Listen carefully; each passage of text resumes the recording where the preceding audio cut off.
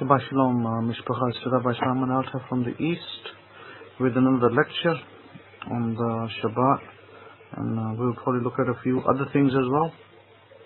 Our Parshas today is going to be Parshas Vayeshev, and before I do that, I'm going to do the joke of the week. There's a man who's called Howard. Howard dies and waits in line for judgment.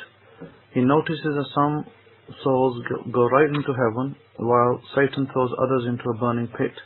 But every so often, instead of hurling a poor soul into the fire, the devil tosses it aside. Curious, Howard asks Satan, "Excuse me, but why are you tossing them aside instead of flinging them into hell with the others?" "They are from Seattle," Satan replies. "They are too wet to burn." Okay, as I said, our Parshas is Vayeshev, chapter 37 of the book of Genesis, and we'll start from verse 1. But before I look at that, basically it discusses Jacob's life.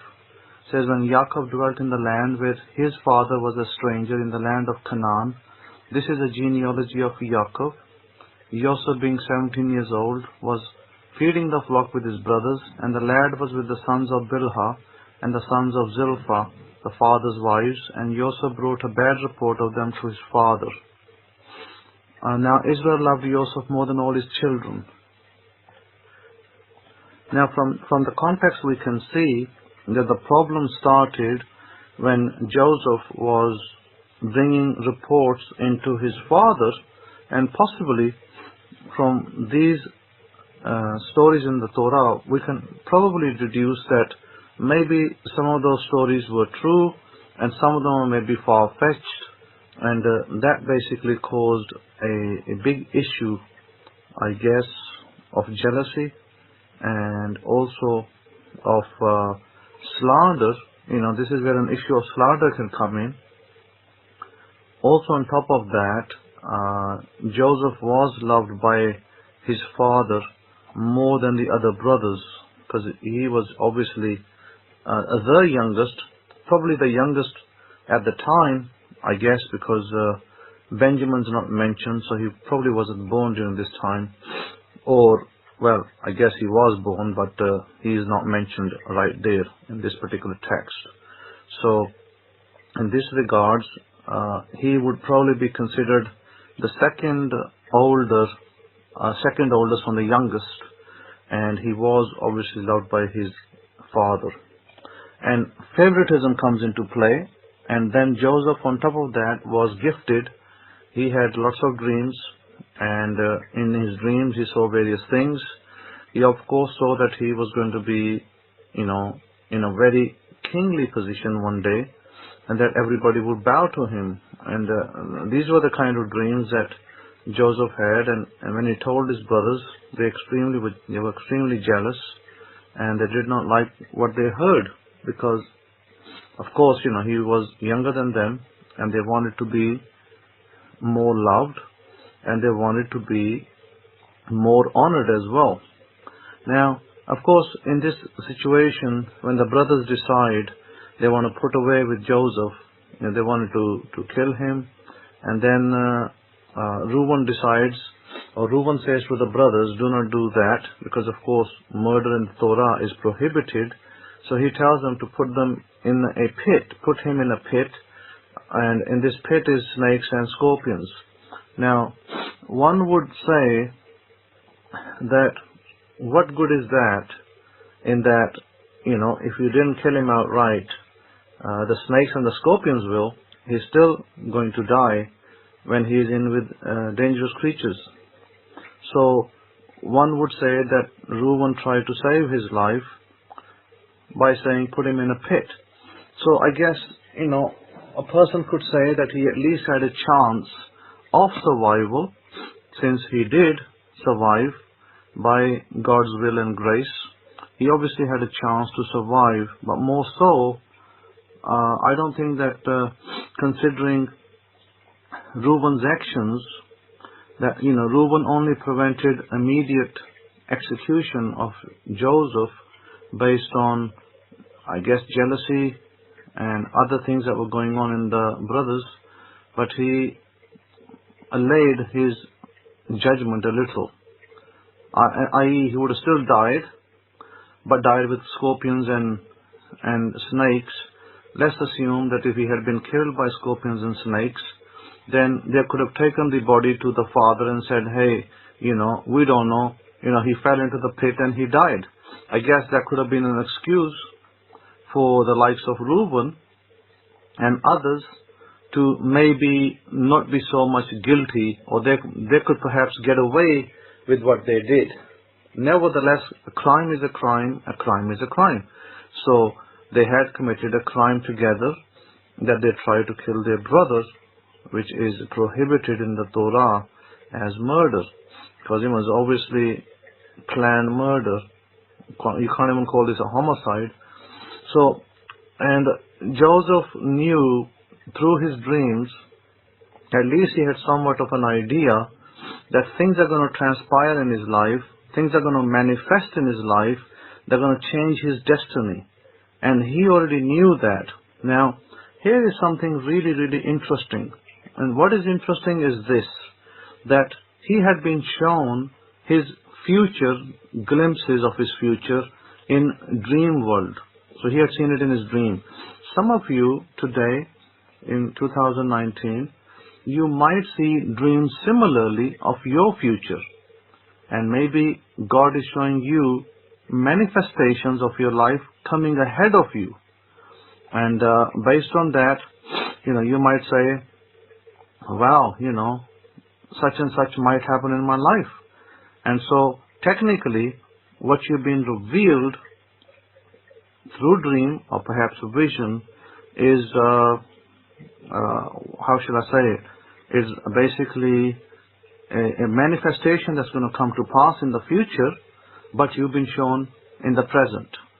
So that's what Joseph was getting. Also, what we see is in the Torah, we have the story of Pharaoh having dreams and having the same dream multiple times.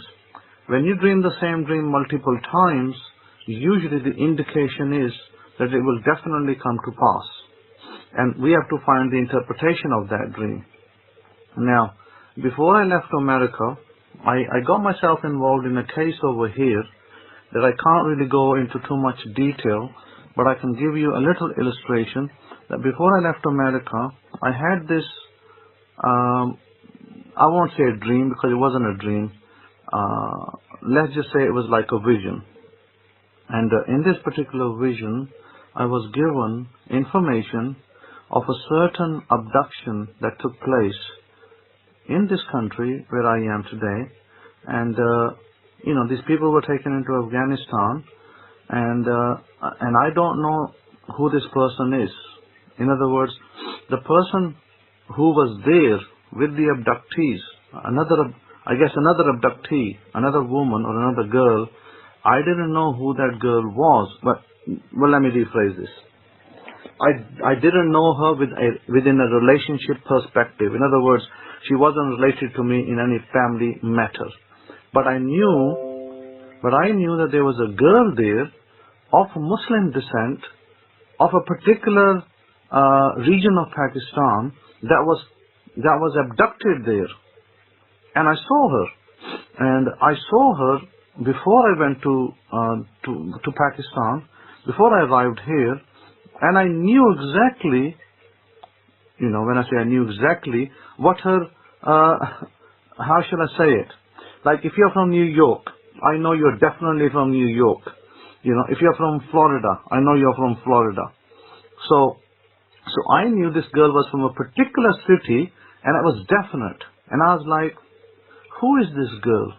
Who is this girl that's been captured and abducted? And, and before I was brought to her, her knowledge, obviously through the angelic realm, God brought this information to me because I was going to be dealing with her how should I say, captors. I was going to be dealing with her captors to free this girl. But I didn't know at the time I was going to get involved in this.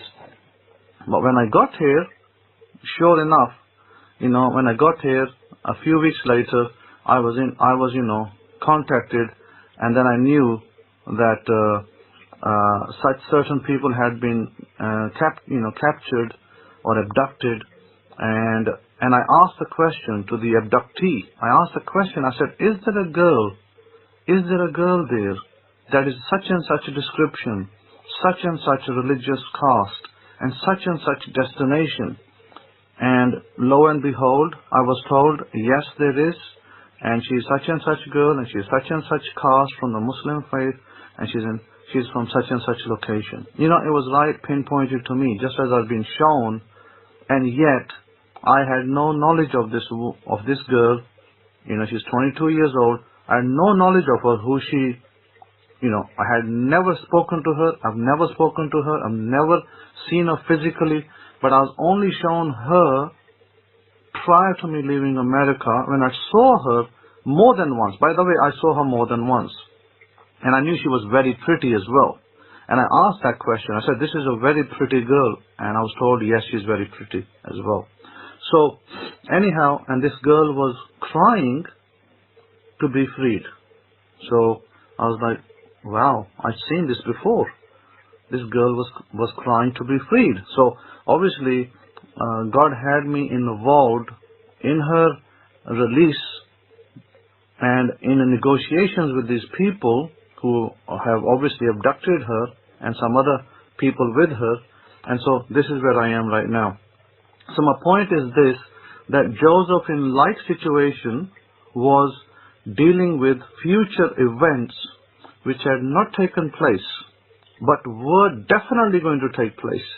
So he had been shown a manifestation of the future in the present tense, in other words, in the now. Because remember, eternity has no time. Only within our humanity we have past, present, and future. But within eternity there's no past, present, and future. It's all one. So Joseph was actually seeing what's going to happen in the, which may have taken another 5-10 years, or maybe longer, but he was shown that today, like today, right now. So I remembered, when I read this story of Joseph, I remembered my situation a few months back in America, when I'd been shown this girl, and I was like thinking, who is this girl? Who is she? And what role do I have to play in her life? So now I understood when I came over here what role I was going to play, etc. So my point is this. Let me give you a brief. I have my plate full over here, and Baruch Hashem Yahweh that He brought me here to, for such a time as this, to, have, some other people who are maybe stuck in their life, maybe, out of no guilt of their own, no fault of their own, anybody's daughter, maybe wife, maybe sister, have been abducted, and here I am trying to release them. But the funny thing is this, that all I can tell you is that easy to talk, but very hard to deal with the situation at hand, because this is not about just somebody's release. We're talking about lives at stake of at least 4 to 6 people over here. And part of the equation was a young girl who was from a Hindu family, who's 19 years old, and she too was abducted from some part in Pakistan. So there you have it. The so-called government of Pakistan that claims to be, out there, but, young girls are being abducted over here and taken away from the country into another country, and then they demand ransom, and if ransom is not paid, they don't let the girls go. So negotiations have to ensue, and then, results have to follow, or you have to follow with the results. My point is that there was an American that was abducted in Iran, another Muslim country, and he had been kept in I guess under lock and key for more than 3 years before America finally got to release him through negotiations.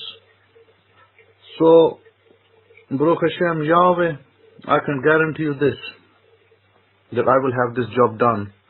within the next month or two. I will have this job done and dusted. In fact, that job is already done.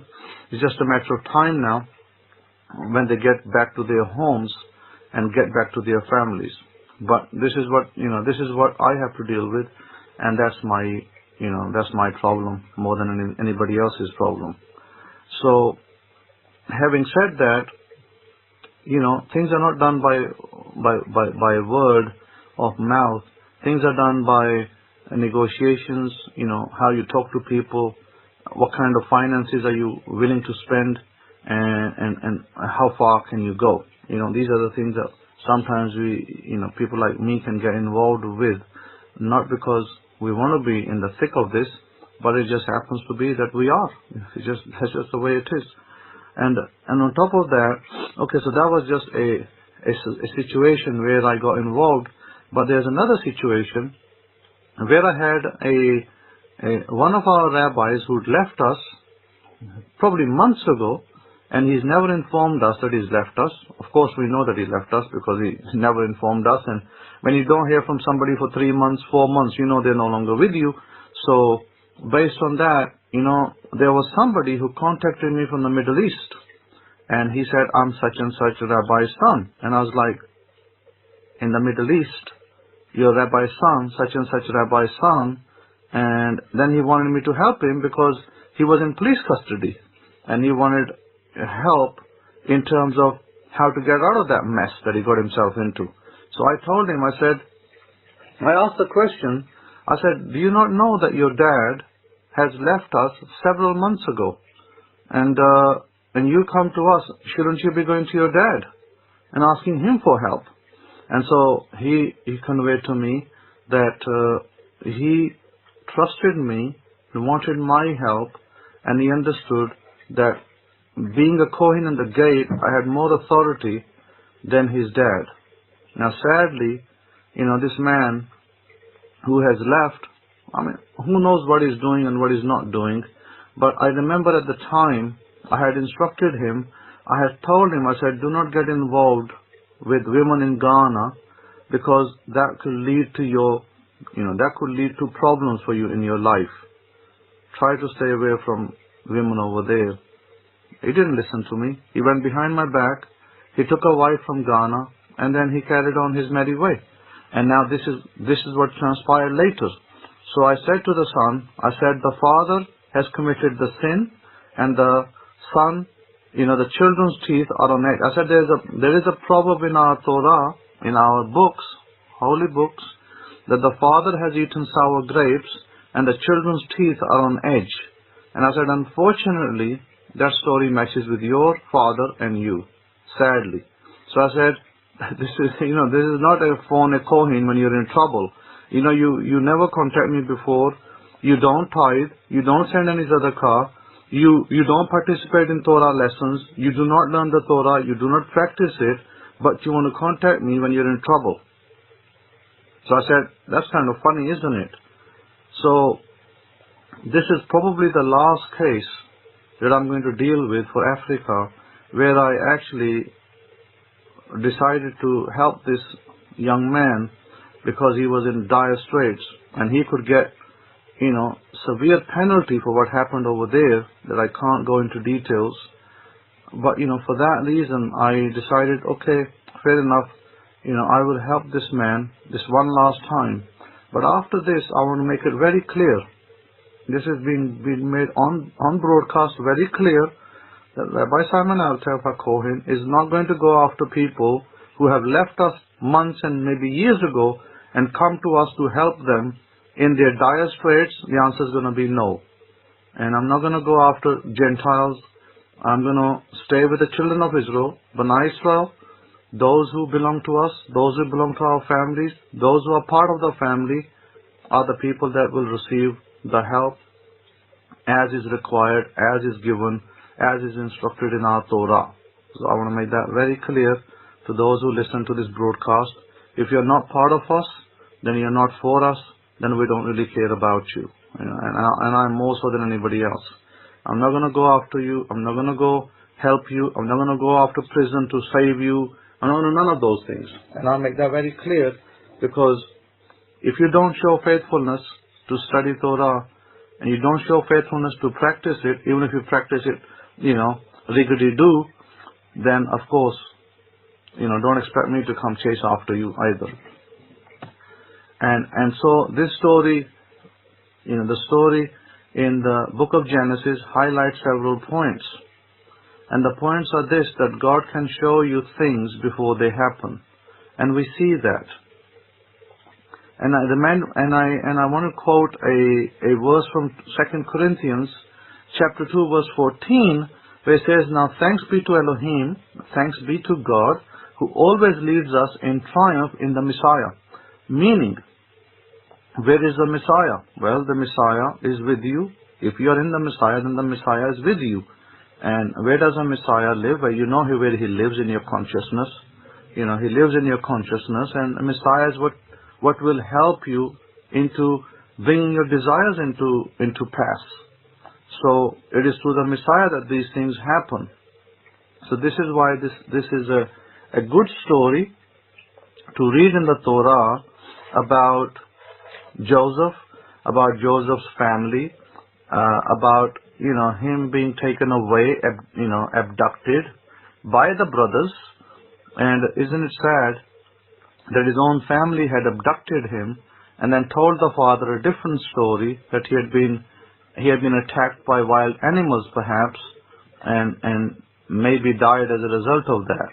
I mean, one can imagine the anguish that the father felt, and he went into a depression for almost 20 years, where the Holy Spirit was no longer present in his life until he re-awoke, and then we are told that he came alive again. In other words, the Holy Spirit returned back to him.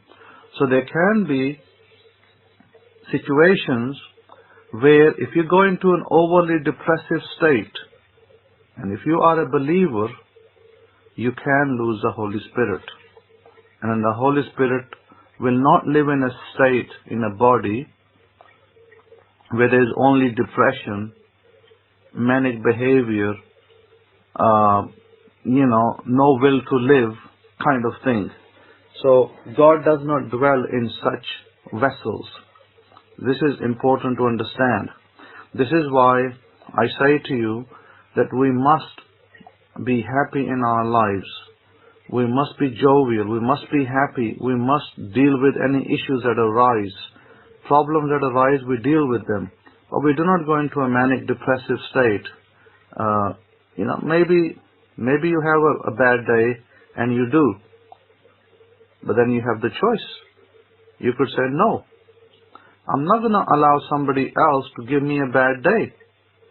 And you should have such a choice, and you should make such a choice in your life, because if you don't, then the chances are that you will, go into depression, and furthermore, you'll go into further depression and further problems. Who would want to go into all sorts of problems and live in a life of depressive state? I mean, that's not really living. That's death. So I always advise my students and my loved ones to stay away from such things, from such depressions, and from such behaviors. But as far as other things are concerned, if you're ill, something like that we can deal with. We can deal with illnesses. We can deal with problems. We can deal with the ups and downs of life that come and go. But we should not try to fall into a depressive, manic state. And this is why it's important that you set an affirmation in your life daily that should be worded in such a way that I refuse to give power to any person, place, or event to annoy or disturb me. That should be part and parcel of your affirmation daily. I refuse to give power to any person, place, or event to annoy or disturb me or to take your peace away. It's very important to do that. Very, very important to do that. Because you have the power for such a thing as this. Because you have the power you do not need to allow other people to put you in such a state, because such a state will only lead to further degradation of your life, of your dreams, of your desires. You don't want to go there. Believe me, you never want to go there. Now within the same Pasha, Torah portion, we have the story where eventually the brothers reunite with Joseph in Egypt when he's at a much better place and position that he acquired to the manifestations that Yahweh had showed him years earlier. And when he got there, he recognized that the brothers had to do that in order for him to get to where he was. So he forgave his brothers, he got on with his life, and he reconciled with the family. That is the point that Jacob and his family went into Egypt. And so they carried on from there. Now, remember, Egypt is south of Israel, and Jerusalem or Israel from the vantage point of Egypt is north. So I want to speak a little bit about this. North and south places, directions in your life. What do they mean? When you have a southerly direction in your life, southerly directions usually relate to material benefits, material blessings. It could be things like a home, it could be a wife in the south, it could be, somebody you found and you loved in the south and you married, etc. And those are the things that are connected with the south. Also the temple, our temple is connected with the south. So south is related to material blessings and spiritual blessings as well. Now the north part is very important direction in our lives. What do we do in the north, and what does the north mean? The north means it's the area where the God of Israel dwells in his heavenly throne. So it's the dwelling place of the Majesty on high, number one. Number two for us is the area of the brain. So this is the area that is most critical and crucial to our success. Because guess what? It's the computer, the operating system through which all our bodies operate. And it is through that system that we are going to acquire all the gifts, all the desires we're going to meet using that system, which controls the rest of the body. Now we have the 7 spiritual centers, or the known as the chakra system. We have the 7 centers which are different parts of the body, starting from the crown of the head to the third eye, which is the middle of the eyebrows, and then you have the throat chakra, then you have the heart chakra, etc., going all the way down through the root chakra. The 7 centers, spiritual centers of the body. When these centers, when they get stuck, the energies get stuck, then a number of things can take place. Number 1, your manifestations don't come to pass. Number 2, you become ill. Number 3, you can have ongoing issues. So when you clear those centers, when you start doing the meditations, and I produced a number of meditations, one of them was to clear the chakra system and to fine-tune the chakra system. So if you were to use those meditations, which are available, if you don't know which lectures I spoke about them, you can always request them, and I'm more than happy to send them to you to my email address. You can access it through our website, shimon63@yahoo.com. That's SHIMOUN63@yahoo.com. And you can have those to align your bodies. When I say align your chakra system, your spiritual centers, for maximum benefit. Now, I want to point out a number of things at this point. Number 1, a lot of the time the term alignment is used on the internet in a way that is actually not true. Because they'll say something like, you've heard the law of attraction teachers on the internet. They'll say things like, oh, you're not in alignment with the universe, or something to that effect. And when they say that, what they're saying is, hey, if you do this, if you keep smiling, if you keep a happy mood, if you do such and such this, then you become aligned with the universe. Well, let me just bust your bubble for that. That is actually not a true statement. There is no such thing as you not being aligned with the universe, because the universe frequency, because they're trying to say the universe operates at one frequency and you operate at another. By the way, that'll always be true. You'll always operate at a different frequency to the universe. You're never going to operate at one sync, because we don't. The frequency that my phone operates at, I'm never going to operate at that frequency. So the statement is totally false that says I have to align with the frequency of the telephone. So it's like some kind of a Wi-Fi connection or Bluetooth connection that I can connect myself with my phone using same frequency. I'd say more likely it would be an accurate statement to say that I have to align my will, not my frequency. You see the difference? The difference is not frequency alignment, it's will alignment. If my will is aligned correctly with the phone, if I have the will to connect with the phone, then I will connect with the phone, irrespective of my frequency. So this word frequency is thrown about like some kind of a silver bullet, but it's actually not a silver bullet. So be very careful when you hear this term.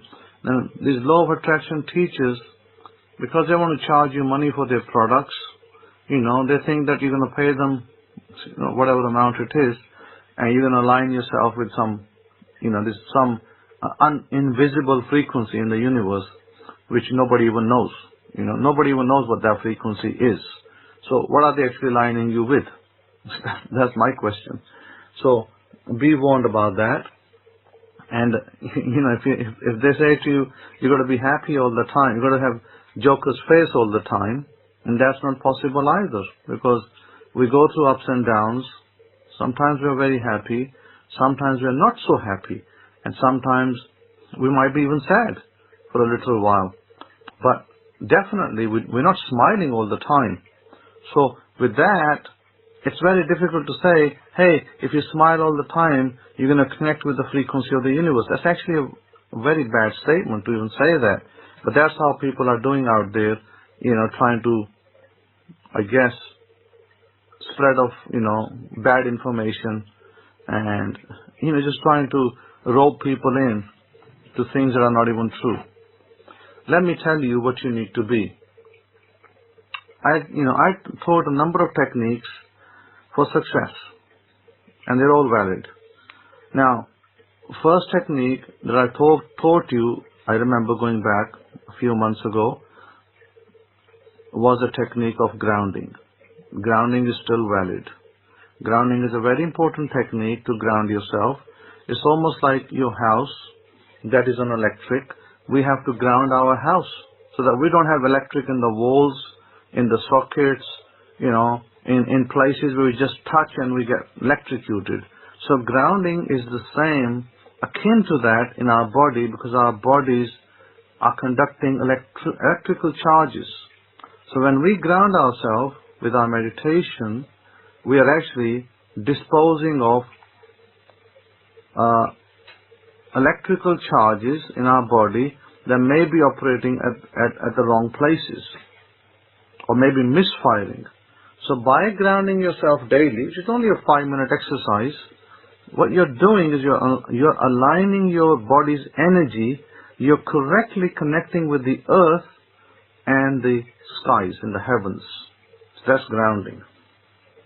The chakra meditation that I distributed after that was, if, for instance, like I explained, sometimes you may have, let's take a case. You may get recurrent stomach problems. Maybe you continue to get acidity in your stomach, or maybe you get ulcers in your stomach, or maybe you get dysentery, or maybe you get diarrhea, or maybe you get something else. You continue to get these stomach issues that then show symptoms of what I just spoke about earlier. So that could be potentially a chakra issue. It could be a stomach chakra, a sacral chakra that is gone, I won't say wrong, but it's not functioning properly. It's there, but it's not functioning properly. Because it's not functioning properly, it's affecting your manifestation life. Why? Because that is a central chakra that brings forth manifestations in your life and fulfills your desires. So if that chakra is gone astray, not working correctly, we all have it, by the way, we all have it. It's invisible, but it needs to be running in the correct direction. If it's not running in the correct direction, it can give you the problems I illustrated earlier. Diarrhea, dysentery, stomach pains. It can give you, for instance, manifestation issues. You're not getting your manifestations done. And so on and so forth. A lot of issues can arise. Now once you heal that chakra, and all you need to do is do some meditation that focuses on that chakra through the chakra cleaning system, meditation system that cleans it up. Once it cleans it up, the chakras start spinning the right way, your energies start going the right way, you will see that the problems that you're having will stop happening. And now you're on the road to success. Now, I'm not saying that that's the only chakra we deal with. I'm saying that when we do our chakra meditation, we deal with all 7. So all 7 are to be working correctly. Once they are working correctly, you're well on your way to manifesting any of your desires that you like. So on top of that, recently I remember I gave you the voice, because things are created by voice, by sound. So I gave you Yudhe Vahe, I gave you Ya sound, the word Ya, I gave you that sound, and I said that you should listen to that daily. And it doesn't have to be, I'm not saying to you, hey, listen to it for hours and hours and hours, no. And you don't even need to combine it with your manifestation, your desires for affirmations. All you simply need to do is maybe play it for 3 minutes. Record it in your phone for 3 minutes, then play it back. Just that sound for 3 minutes. And that will elevate, what that sound will do is that will elevate your manifestation, how shall I say it, quality. It will elevate the quality of your manifestation. In other words, when you're playing that sound, you can then describe, you can visualize seeing your manifestation or desire within a imaginal scene. When you do that, it will help you. Now remember, the imaginal scenes. The imaginal scenes, they need to be from a vantage point from the end, not from the beginning and not from the middle. What does that mean? Okay, let's talk about you having a car, or it could be a house, or it could be a spouse. So it's no good you seeing, if it's a spouse, it's no good that you just see that, hey, you're getting married with your spouse in your vision, imagination. In your imagination, you might see that you're doing your imagination and you're getting married to your spouse. By the way, that's in the middle. In other words, you fall in love with a woman, you get married to her, and now you're kind of in the church scene. You're in the church, and the church pastor or somebody there with the authority to marry, or maybe even Las Vegas type marriage. You're getting married over there. The person is pronouncing the marriage vows to you. See, you might think that's a valid scene, that you're being married to this person that you love. But actually, that scene, you're in the scene with this woman that you're getting married, but it's not the scene, it's not correct. Why? Because you're in the middle. When you're married to somebody, when you're married to a woman that you love, or a man that you love, you would see it from the end, not from the middle. What is the end of that scene? Well, the end of the scene could be that, you're driving away in your marital car and people are congratulating you. That would be the end scene, then now that you're married. Or another end scene could be that you're at your home with your wife and you're celebrating your 1-year anniversary. That's a valid end scene of a marriage, of acquiring a spouse. So if you want to acquire a spouse, and I had people send me emails and ask me, how shall we find a good spouse? What I would encourage you to do is this. Write down the qualities that you want in your spouse. What qualities are you looking for? Well, of course, you're looking for faithfulness, loyalty, spirituality. He is in God. He serves God with a true heart. Perhaps, he's a good Torah follower, good Torah learner. Other things could be, he loves you. He is faithful and honest with you. Those are the kind of qualities you might write. You should write them down in your little notepad. You write those qualities down that, I want my spouse to have such and such qualities. Once you wrote those qualities down, then when you visualize you getting married with a man. This is a man that will appear in your life if you're a woman. And if you're a man, then with a wife that will appear in your life that is right for you with such qualities. You write them down, you visualize, you see yourself, enjoying this anniversary with this woman that you love and she's married to you and she has those qualities that you desired. So also, when you're not married, you wear a wedding band. In the evening, when you go to sleep, you say good night to your spouse in the bed that you sleep in, even if she's not there. Because remember, this is an imaginal act. You're acting out imagination that is going to be true. But you will be one day saying good night to your spouse. Now, if you don't do that in your bedroom, then of course, do you yourself believe it, that it will happen? If you don't do it, that means you don't believe it will happen. But if you do it, that means you believe that it will happen. That adds an extra layer of quality to the imaginal act and to the desire. So this is why you wear a band, and the band signifies in the Western world, and I'll probably say in the Eastern world as well, the band signifies a wedding. So the idea, you buy a $10 wedding band and you wear it because now you tell yourself, I'm married and my wife, my spouse has such and such qualities. She loves me, she's faithful, she's honest, and she's humble, she's godly, etc., etc. And you do all of that, you write it down, and you can write it down daily. And you believe it. You have to believe it. If you don't believe it, who else will? So you have to believe it. And then you have to act on it. You have to almost act out the whole scene, the marital scene. And when you act out the marital scene, and such a person comes into your life, then you're ready to act out that scene fully, that you've been developing in your memory, in your imaginal act.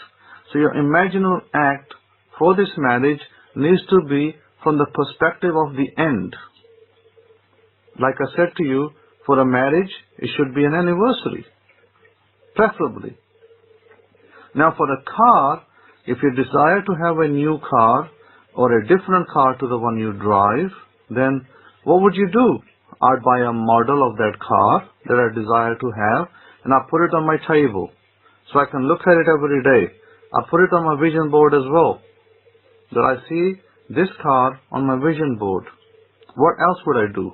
Well, I would see myself in my imaginal act. I see myself driving this car, and I see myself with this car parked outside my house. And what I would see, the end vision would be that a friend of mine comes to visit me, and he sees this new car that I have, and he says, "Hey, Simon, congratulations. I see that you got a beautiful new car, such and such model." And I say, thank you to him. That would be the end act. The end act is not where I go to the garage and I'm standing there and saying to the salesman, I want to buy a car.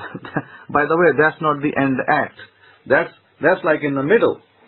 So the end act for a car, the correct act, is where you got your car parked outside your driveway, and a friend walks into your house, and he sees you, he sees you, and he sees the car outside, and he says to you, hey, congratulations on having this new model of the car that you bought. And you say, thank you very much, such and such friend.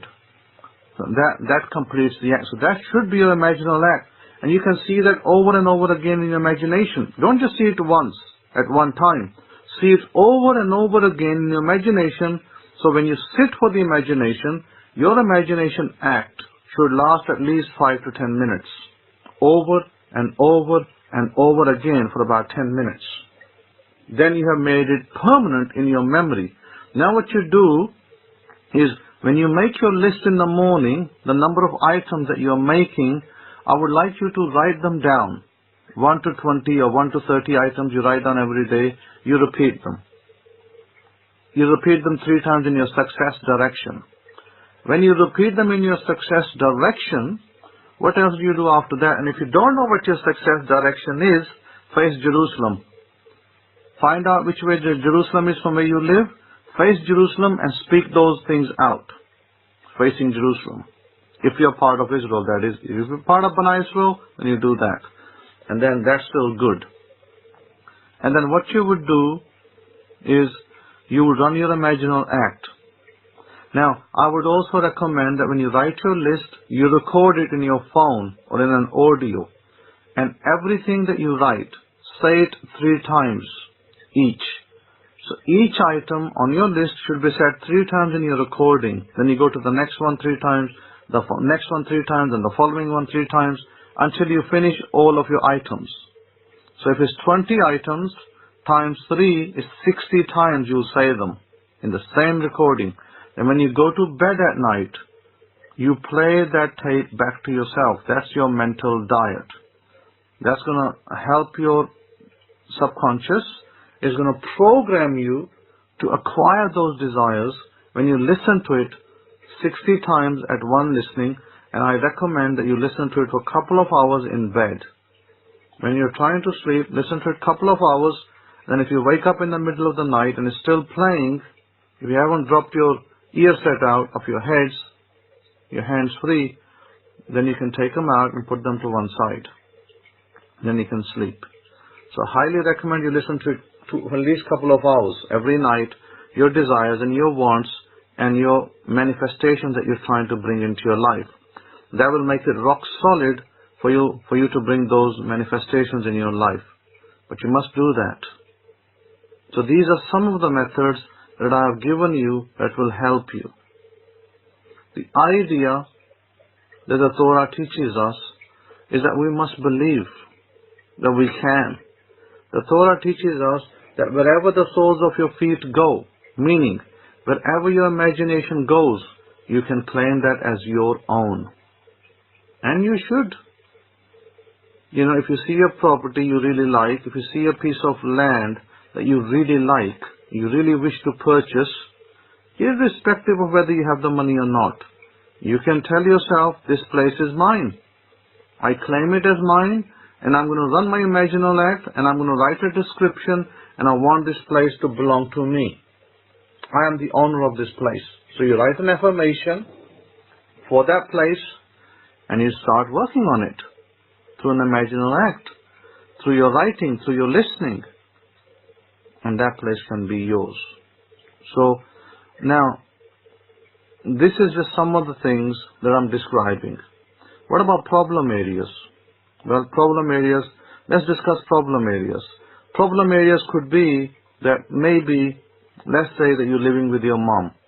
Or let's say you're living with your spouse. We have 2 scenarios. One scenario, you're living with your mother and father, perhaps. In another scenario, you're living with your spouse. And you're currently running into problems. What are the problems? Well, you continuously fight with your spouse. Or you continuously fight with your mother. Or dad, for that matter. How do we deal with that? That means that you're continuing to manifest these problems They're only coming in your life because you're continuing to manifest them. So you continue to fight. You continue to fight. How do you avoid this fight now? Because you want to bring peace into your situation. And that's very easy. What you do is you write down your problem. What is your problem? Well, the problem or the symptoms of the problem. The symptoms of the problem are this, that you continue to fight with your mother, or you continue to fight with your spouse. That is the problem. Could be maybe uncle. What is the solution?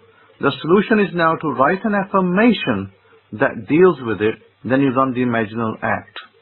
So what is the solution? Very simple solution with your spouse or your mother or your uncle or your father. The solution is this, that you write down, I am at peace and harmony with my mom. If you're having fights with your mother, I am at peace and at harmony with my mom. Or, if it's your spouse, you can write down, I am grateful that I'm at peace with my spouse. Very simple affirmation. I am grateful that I'm at peace with my spouse. And that will deal with it.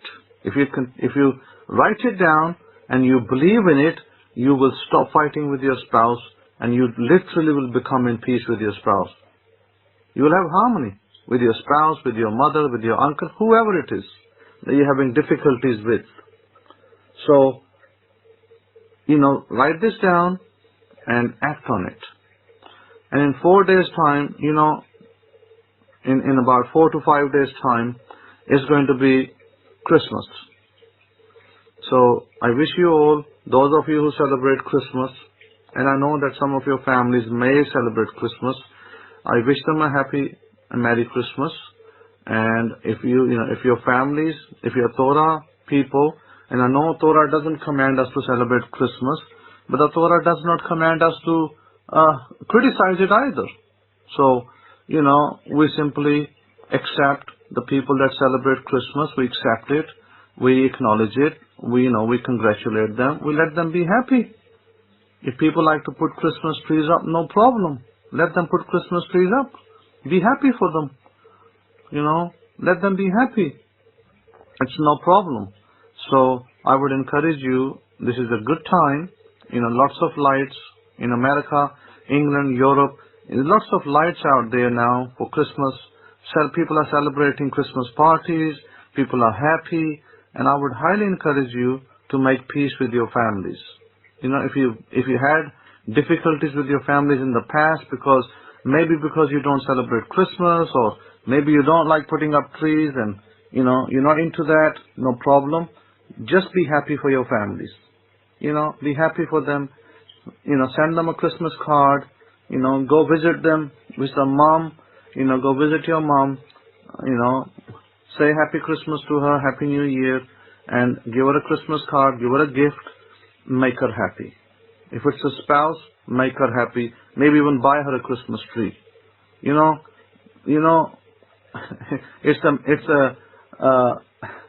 are always into doing mitzvahs, good deeds. It's a good deed. If your spouse is going to be happy with the Christmas tree, then buy her a Christmas tree. And let her be happy. That is one way of making peace with her as well. So let us not stand in the way of other people and trying to make their life difficult and miserable. Let us not be like that. Let us be humble. Let us understand that we are in the diaspora and we're not policemen of the world.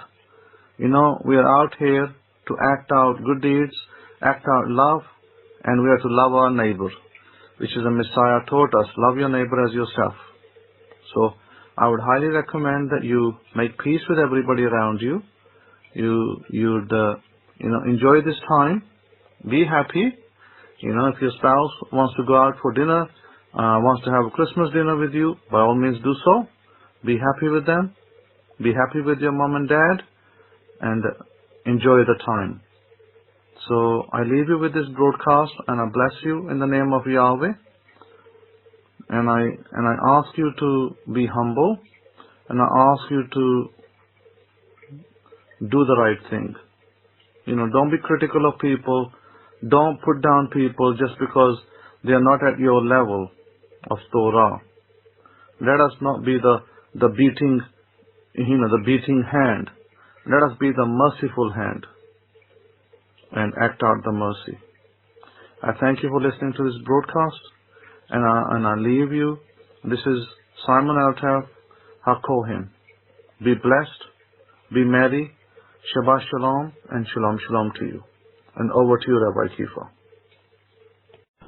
Again, Todah Rabbi HaKohen for the wonderful lecture, instruction, guidance that we all need going forward. Devorah asked a pertinent question.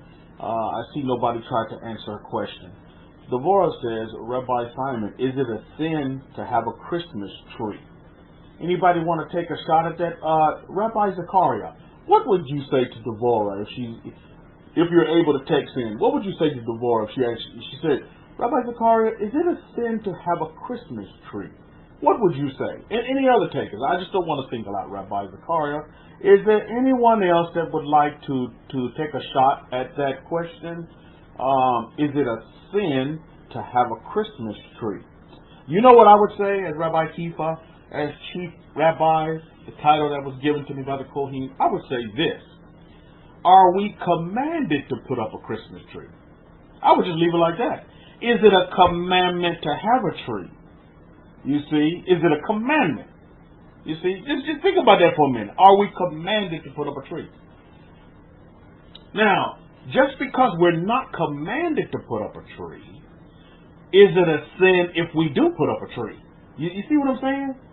And this can go more into the custom and tradition of things. See, the question that you have to ask yourself is, are you asking this question as a Jew, or are you asking this question as a Gentile? Or are you asking this question as doing a great mitzvah for somebody else, putting up a tree to make somebody else happy? You see, there's many different scenarios and rhymes and reasons why. Maybe you put up a Christmas tree for Hanukkah. There's a custom and tradition in your house to put up a Christmas tree to show the light of lights. How many times in the Torah is Israel mentioned, or is there some kind of analogy of Israel's spirituality or in a physical kind of way to a tree? I mean, Mishpahah, let's go back to the beginnings. We're in the book of Genesis, right? What was in the garden? Come on. The garden was filled with many what? Trees, right? Adam was placed in the garden to farm the garden, to take care of the garden.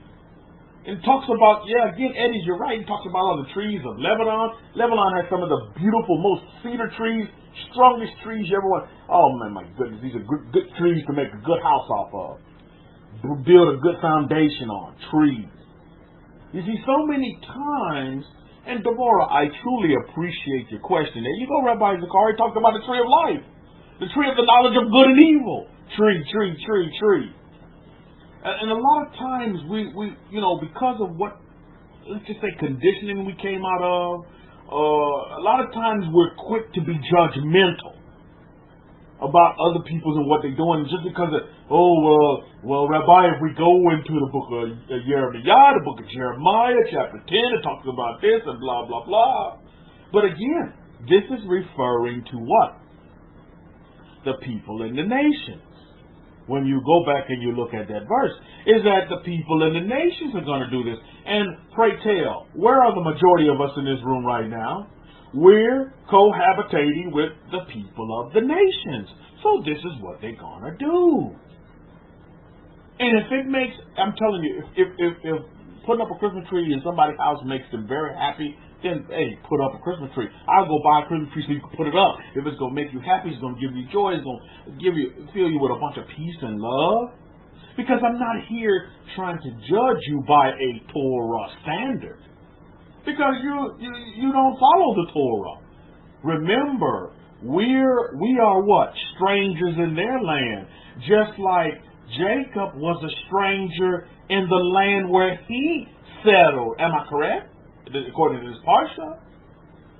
The parsha, our books tell us that Jacob was a stranger in the land where he settled his 12 children. He was a stranger in that land. Read the verse. It says that. Spot out. He was a stranger. So if we're strangers, we should not be, trying to condemn people for the strange things that we may think that they do. Why? It's because we are automatically already putting them putting ourselves in a judgment seat, because we're trying to judge them according to a Torah standard when we're in a strange land and their standard is not the Torah. You understand where we're going? We're just supposed to live our life. Now, Devorah, you still here? Devorah, would you like to put up a tree in your house? If you want to start a custom and tradition by putting up a tree in your house, so be it. If that's going to make you happy. Because, listen, Devorah, I want to talk to you from experience. I probably had an effect on the children and the wife that I was with at the time when I first came into the truth. Devorah, you still with me? Put up a one. I want to make sure you hear this. This is just for you, because this is just out of my wheelhouse. You there, Devorah? Okay, Tada. Yeah, Tada for your response. Just right up my wheelhouse, Devorah. I have much experience in this area. When I first came into the knowledge of the truth, I was super overzealous for the God of Israel. I read Jeremiah chapter 10, and I went Bruce Leroy Super Hebrew on my household. How many know what I'm talking about? I was just overzealous, and I took the tree that we just got from Walmart, threw it in the trash, had some ornaments, threw all that in the trash bin. How many of you been there, Super Hebrew? with the cape and the big old H on your chest, and you just think, oh, sinner, chicken dinner, I got to get right. I want to get right with God, blah, blah, blah. This is all wrong. This is evil. This is wicked. And in the process, the action justified some reactions from humanity, meaning the family members that young children saw that, and they were like devastated. My wife saw that, and her mouth dropped to the floor. I shouldn't even have done that. In retrospect, Devorah, I should have put up that Christmas tree. But see, now I have more wisdom, more knowledge, more long-suffering, more compassion. I should have still put up that tree and let them enjoy their Christmas the way they like to celebrate Jesus in their way. And I should have just kept my mouth shut and put up that tree and kept a happy wife and loving children. Because can you imagine doing that to 5- and 6-year-old children, taking a Christmas tree that we just purchased at Walmart? I mean, I flipped the script on them like it wasn't even within 2 or 3 hours. And that was detrimental to them. That really affected them. And guess what they began to call me, Devorah? The devil worshiper. Now I see why, in retrospect, as I look back. You see? Now I see why. They began to call me a devil worshiper, like I was satanic or something. Because I just threw away their Jesus. I put him in the trash. And I couldn't see that because I was so overzealous, Devorah. You know what I mean? I'm such a, condemning people and putting them down. You know what I'm saying? Now let's bring it closer to home, Devorah. Say like, you're the practicing Torah keeper in your home, but you may have a spouse that still loves Christmas and wants to celebrate Christmas and wants to put up a Christmas tree. Then, Devorah, I would tell you to get your spouse the biggest Christmas tree there is, put the white lights, whatever color lights you want it, and be full of merriment and full of joy and peace. And keep your spouse happy. Because, me doing that action of overzealousness, I broke more commandments. I was in more sin than I would have been if I'd have just kept the tree up. You understand what I'm saying? My judgment, my judgment a lot worse because I made a lot of people unhappy. Rabbi Zachariah said, my cousin did the same thing, Chief Rabbi, and his wife divorced him, so we can't force our way on people. Yeah. You see, Rabbi Zachariah, and guess what? That happened in my experience as well. Down the pipe, it took a little bit longer. But down the pipe, now those 2 children are no longer in my household. And that wife is now my ex-wife. See where we're going with that? So we must be careful and guard ourselves against overzealousness and against not being compassionate and showing long suffering and not being judgmental to the point to where we judge all the world by the Torah standard that we know that the world doesn't know. See, the world can play the ignorant card because they don't know about the laws of Moses. They have no clue. So why are we judging them on that aspect? Devorah says, I know some Gentile nations make idolatries, but I would not. I see it as a thing of beauty. Indeed, and it is how you see it, Rabbi Zachariah and Devorah. It's how you see and perceive. You see, because what makes you happy and what gives you joy and peace may not make the next man, your neighbor, happy and joy and peace. Maybe be something totally different. You see? The world is chock-a-block full. Wherever you are in the world right now, you would understand this, that the world is full of customs and traditions, right? A lot of different customs. I'm watching a show with the wife where this man, he travels in all these different countries, and he participates in all these different customs of the different countries. And I'm telling you, there's some weird customs out there, man. From what I'm seeing, people are doing some weird things. Very, very weird things that would be considered unorthodox and may even be downright nasty in some of our opinions and how we think and how we perceive things, you see. One of the biggest things that we have to learn as the children of Israel, as the light to the nations, not just 1 month, but 365 days out of the year, is that we have to learn to be compassionate. Devorah, I appreciate your question because it opens up the conversation of compassion and showing long suffering and not being judgmental of others on what they want to do with themselves. And it may not even be others. It may even be closer to you. It may even be more intimate to you because it may be a family member, a friend, or a loved one.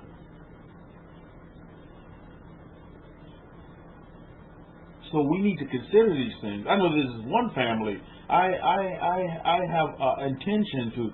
My goodness, they're a family of 5 children, 2 adults, and 1 special needs child. Big family. And every time I go there, they're always running out of toilet paper. They never have toilet paper. And sometimes they got to scrunch pennies and break piggy banks just to scrounge up enough money to get toilet paper. So you know what I did? I bought this big old Christmas bag. And I'm going to go to Sam's. And you know how Sam's got toilet paper by the box. So I'm going to go buy all this toilet paper, and I'm going to fill that Christmas bag up with this toilet paper. Hopefully enough to last at least 6 months to a year, Mishra. And I'm going to give it to him and say, here you go. You have a Merry Christmas. That's what Rabbi Kefa's going to do. You understand? And I'm pretty sure all of you have somebody, in your life, a family member, friend, a loved one, that you can do a good mitzvah. How come you talking about this? You can do a good mitzvah just to help somebody out. In their spirit of what? Giving, in their spirit of gratitude. How many of you have an idea to do something like that as well? To do something just to help somebody out. And I tell you, now that's showing light to the nations. That's giving light to the nation. You understand what I'm saying? How many of you are with me? How many of you are listening? Seems pretty quiet today, but how many of you are listening to this? This is so very important. And I would encourage you all to consider doing something like that for somebody that you know. Somebody in your nation. That, and acknowledge, you don't have to tell them anything, but you know what I would do right now? Man, this guy has been paying attention to me. This guy is paying attention to me. This guy is paying attention to me. Well, he took the time and consideration, had a thought to do this for me. Wow, what a great man. What a great guy.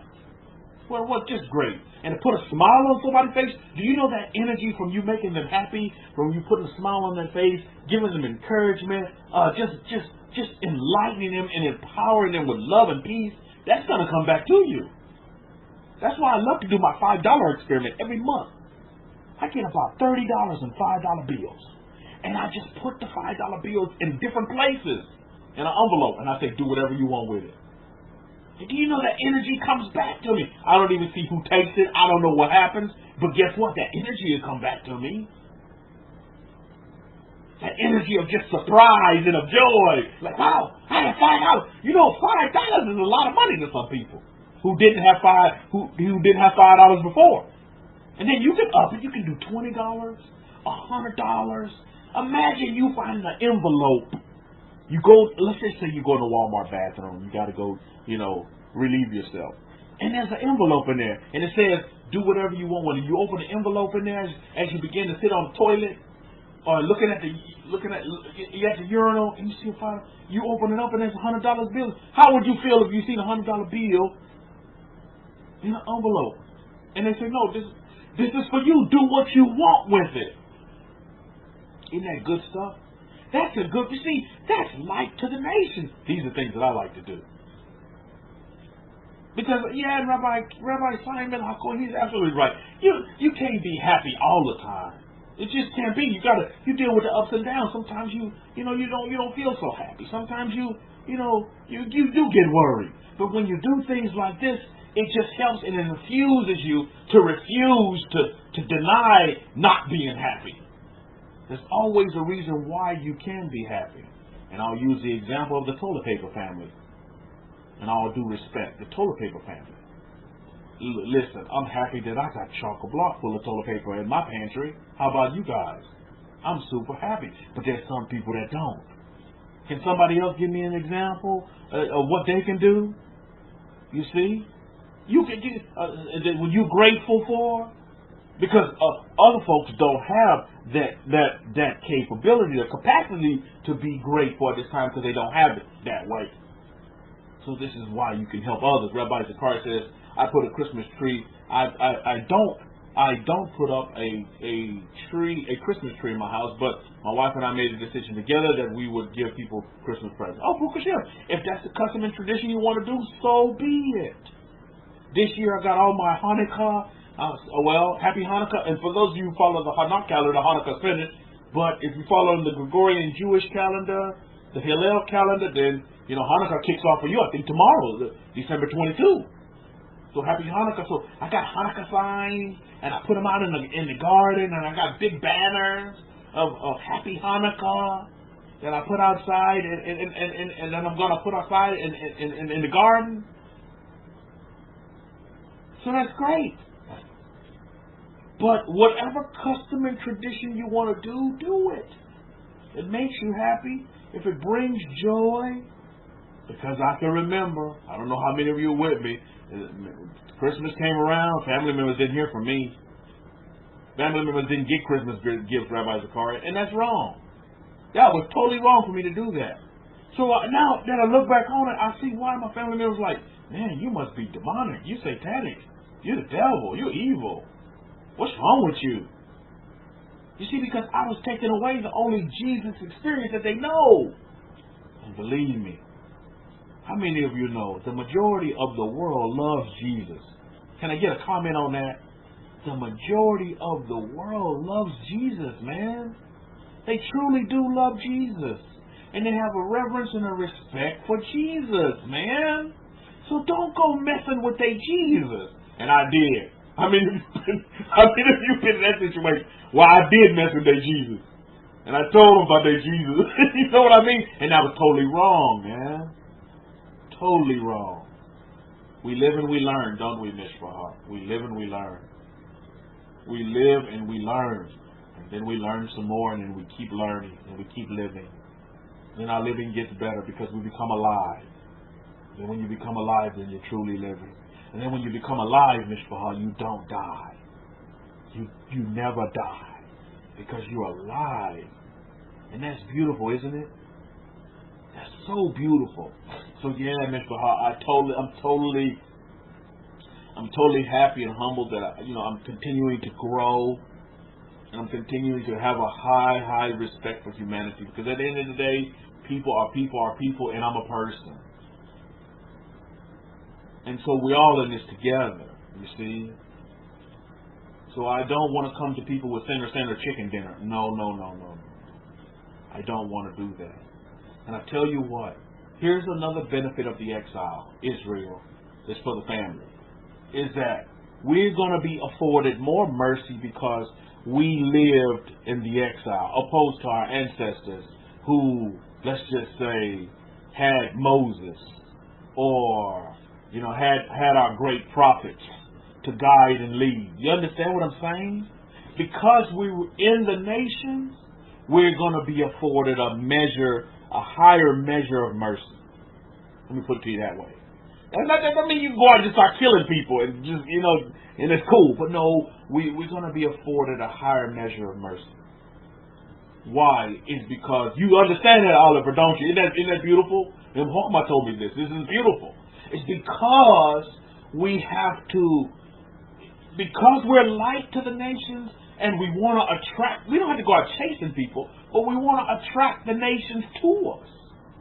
Like bugs in the night coming to that zapper that you happen to, I got that zapper in the garden in the summertime. You light it, you turn on that zapper at night, man, and the bugs, mosquitoes, everything just flocking, moths, they all flocking to the light. So you want to be able to attract people to you. And so you have to befriend them. You have to show them love and compassion. You can't go burning down their Christmas tree. You can't go in there like Scrooge on them, man. You definitely can't go in there like Scrooge. And you definitely can't go in there like the Grinch on them, man. And believe me, I went in there, when I came into it was Grinch, baby. It reminds me, I love watching that cartoon. I like the new one as well, the hip-hop Grinch. But I use the one, and you know how the song goes, you're a mean one, Mr. Grinch. Well, my goodness, my whole family thought I was just mean. Totally mean, totally demonic. How many of you got that as well? Am I talking to myself? They thought I was demonic. They thought I was in a cult. And they told me, oh, you in a cult. Because I did what? I messed with their Jesus. And I shouldn't have done that. And I started to judge him, Devorah. And I should not have done that. That was totally wrong. Totally wrong. So as we're growing, how many of you are growing in this area as well? You continue to grow in this area and you understand. Leave them to their holidays because that's all they know. That's all the Jesus that they know, Mishpah.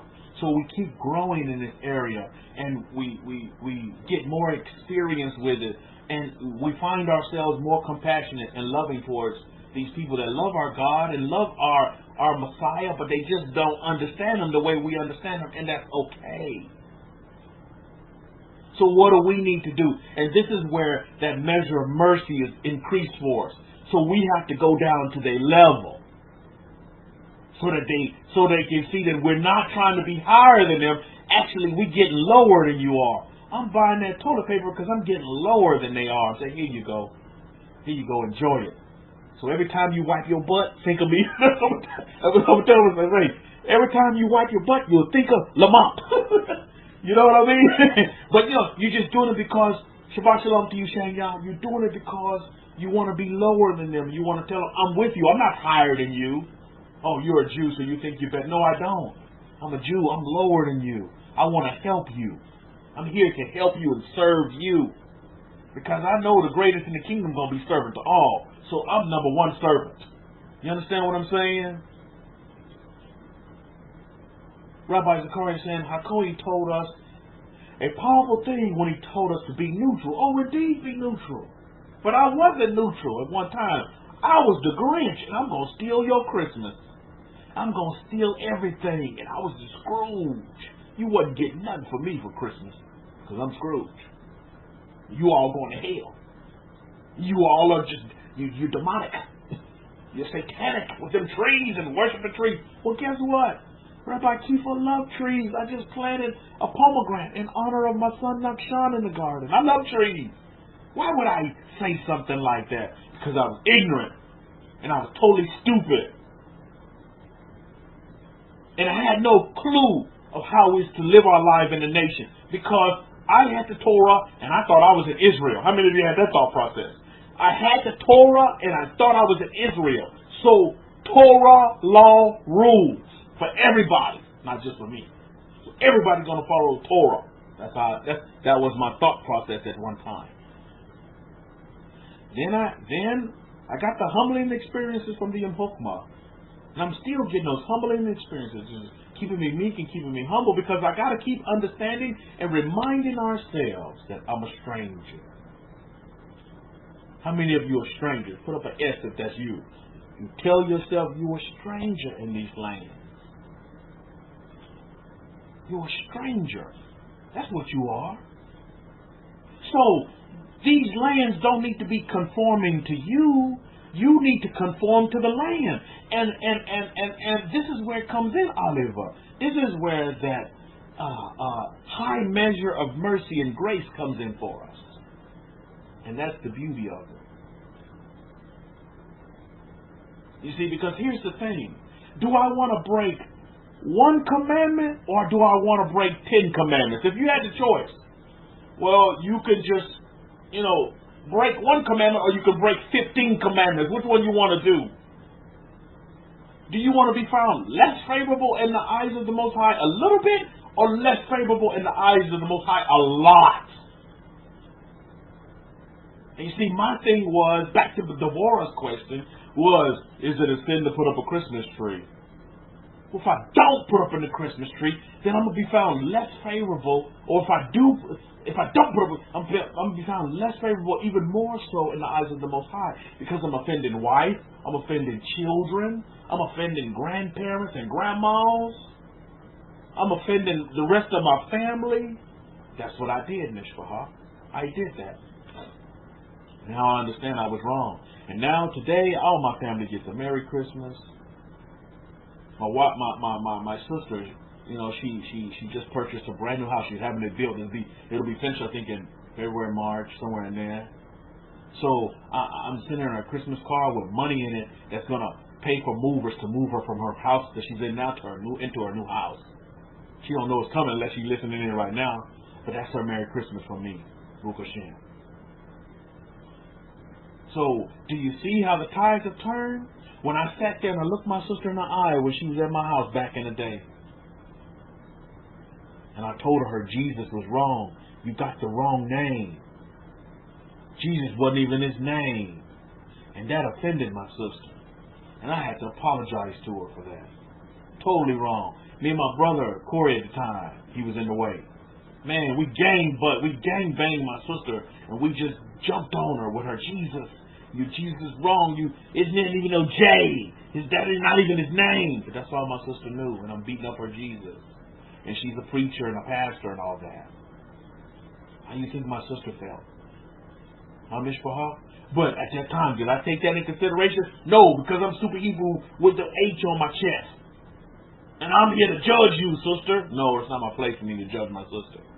What's my place for me to do with my sister? To love my sister. To show compassion to my sister. To protect my sister. Am I right? This is my blood sister, man. This is my only sister I got. She's the only one. The rest of us are boys. 4 boys and one girl. How many of you are with me this morning, Mishpahah? I think this is something that we all need to hear and that we never forget.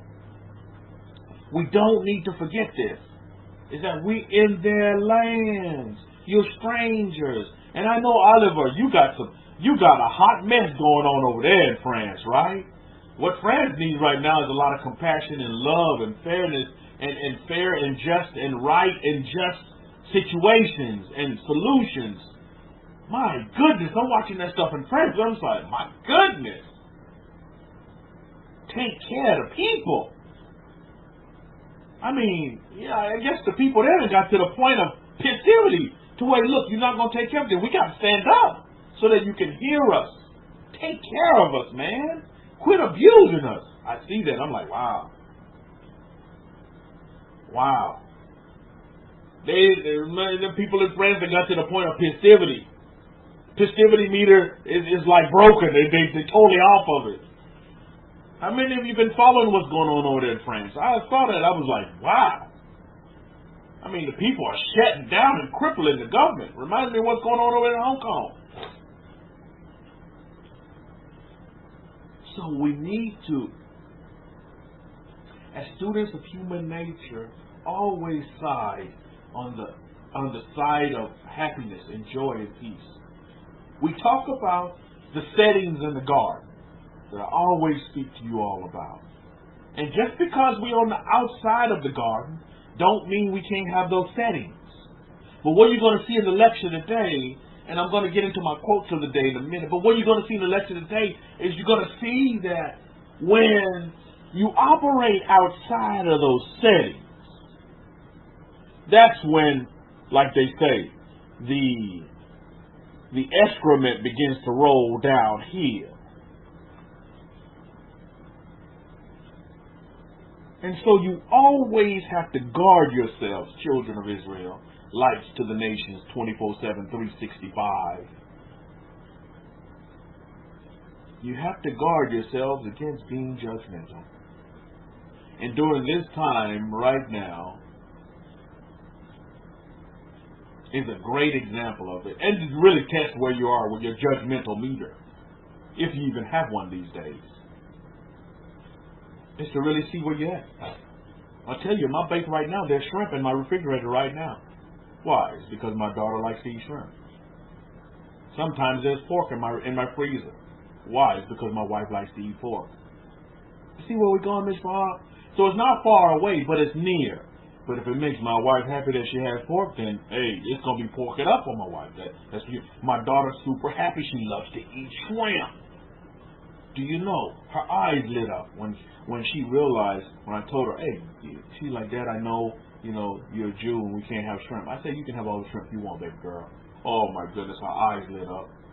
She was super happy. You see where we're going, Miss Fahar? Rabbi Zakaria, that's neutral in action. Do you see it? I hope you all see it. Maybe all of you have some examples as well.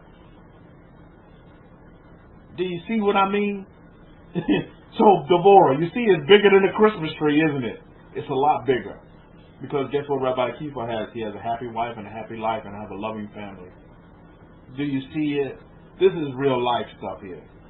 This is not stuff we just talking about and that, happened in the past. No, this is now, present. If it makes the wife happy, so be it. Because I'm not here to judge you, wife. I'm here to love you. Man, somebody ought to write a song about that. I'm not here to judge you, wife, but I'm here to love you. I'm here to be compassionate towards you. I'm here to show loving kindness to you. If you can't do it with your family, who else are you going to do it with? Great example in this parsha, right? Can't treat your family right. Who else are you going to treat right? Think about that for a minute. But see, these are some of the things that we have to consider. See, and these things are not popular, Mishpahah.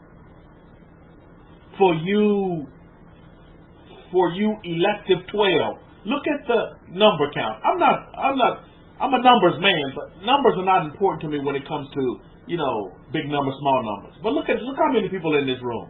You think that's by happenstance? 12.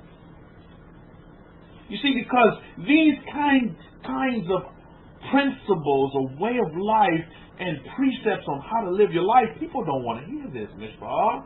This is not popular. Because people want to live on the other side.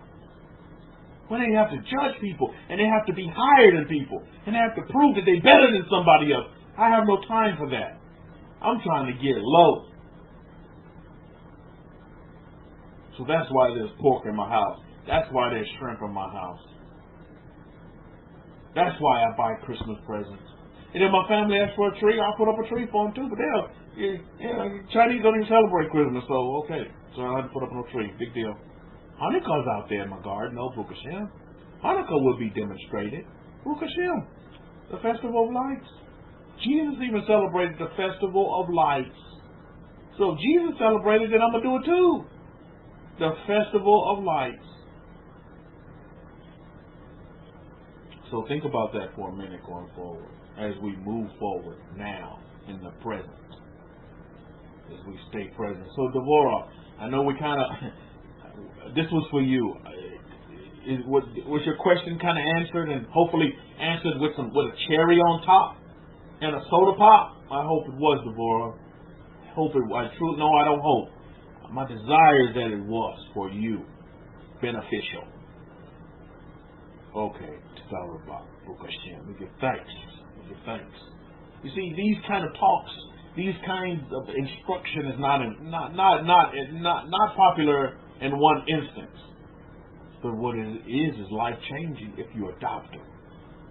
Because then you truly have an effect in your nation where you reside. You're truly making a mark. And maybe some folks are off traveling, but so be it. But I'm a numbers man when it comes to understanding numbers, because numbers are important. How many of you know? Numbers in our way of life, in our holy books, are very, very important. And when you can, how many of you understand? Numbers can communicate to you more than words ever could. I want you to see this. Numbers can communicate to you. How many of you have seen miracles in numbers, or you've seen you've had a let's just say you received an answer through numbers. You say, oh, that number, oh, that's important. Oh, now I see where my angelic beings or my angels want to take me. I would encourage you to look at numbers. Numbers are very, very, very important. Understand numerology. Ask for more wisdom in that area. And numerology will open up more doors to you. Will begin to expand your understanding as you get underneath the Torah. And truly, you will see things that you never saw before in numbers. Numbers are very, very important. We're numbers people. Not that we need big numbers, but we're numbers. We like to understand numbers.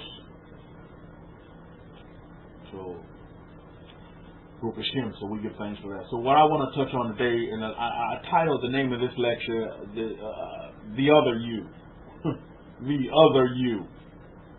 How many of you feel sometimes that you truly can see this and you can feel it within your own being? Is that there are two yous, the other you? How many of you know what I'm talking about when I say the other you? You understand what I'm saying? Anybody? The other you. Because, believe me, there are times in your life and you run into experiences to where the other you is operating and not you. You see, there's a you and then there's the other you. There's the you that you're used to and there's the you that you want to be. Think about this for a minute. So I want to explain the other you, because the other you is there, whether you recognize it or not. How many of you sometimes you'll be either contemplating, you may be meditating, and there will be another you talking to you. It's you, but that you is coming to you from another angle. How many of you know exactly what I'm talking about? You should be seeing this in your 6 days of labor. As you meditate and as you understand and as you get inside self, you realize that there's another you. You should. You should realize that there's another you. And sometimes the other you will raise his head, while the other times it's just you. You know what I mean? A lot of you going on here. But you must understand this. Say like you have to make a big decision. And you'll contemplate this decision, and you'll think on it, you'll meditate on it, and all kind of scenarios will pop up. And before you know it, you'll have a conversation with you. Or the other you will be giving you opinions and thoughts or putting you down, saying that you can't do this. How are you going to get it? That's the other you. But then there's you, your being. But then there comes in the other you.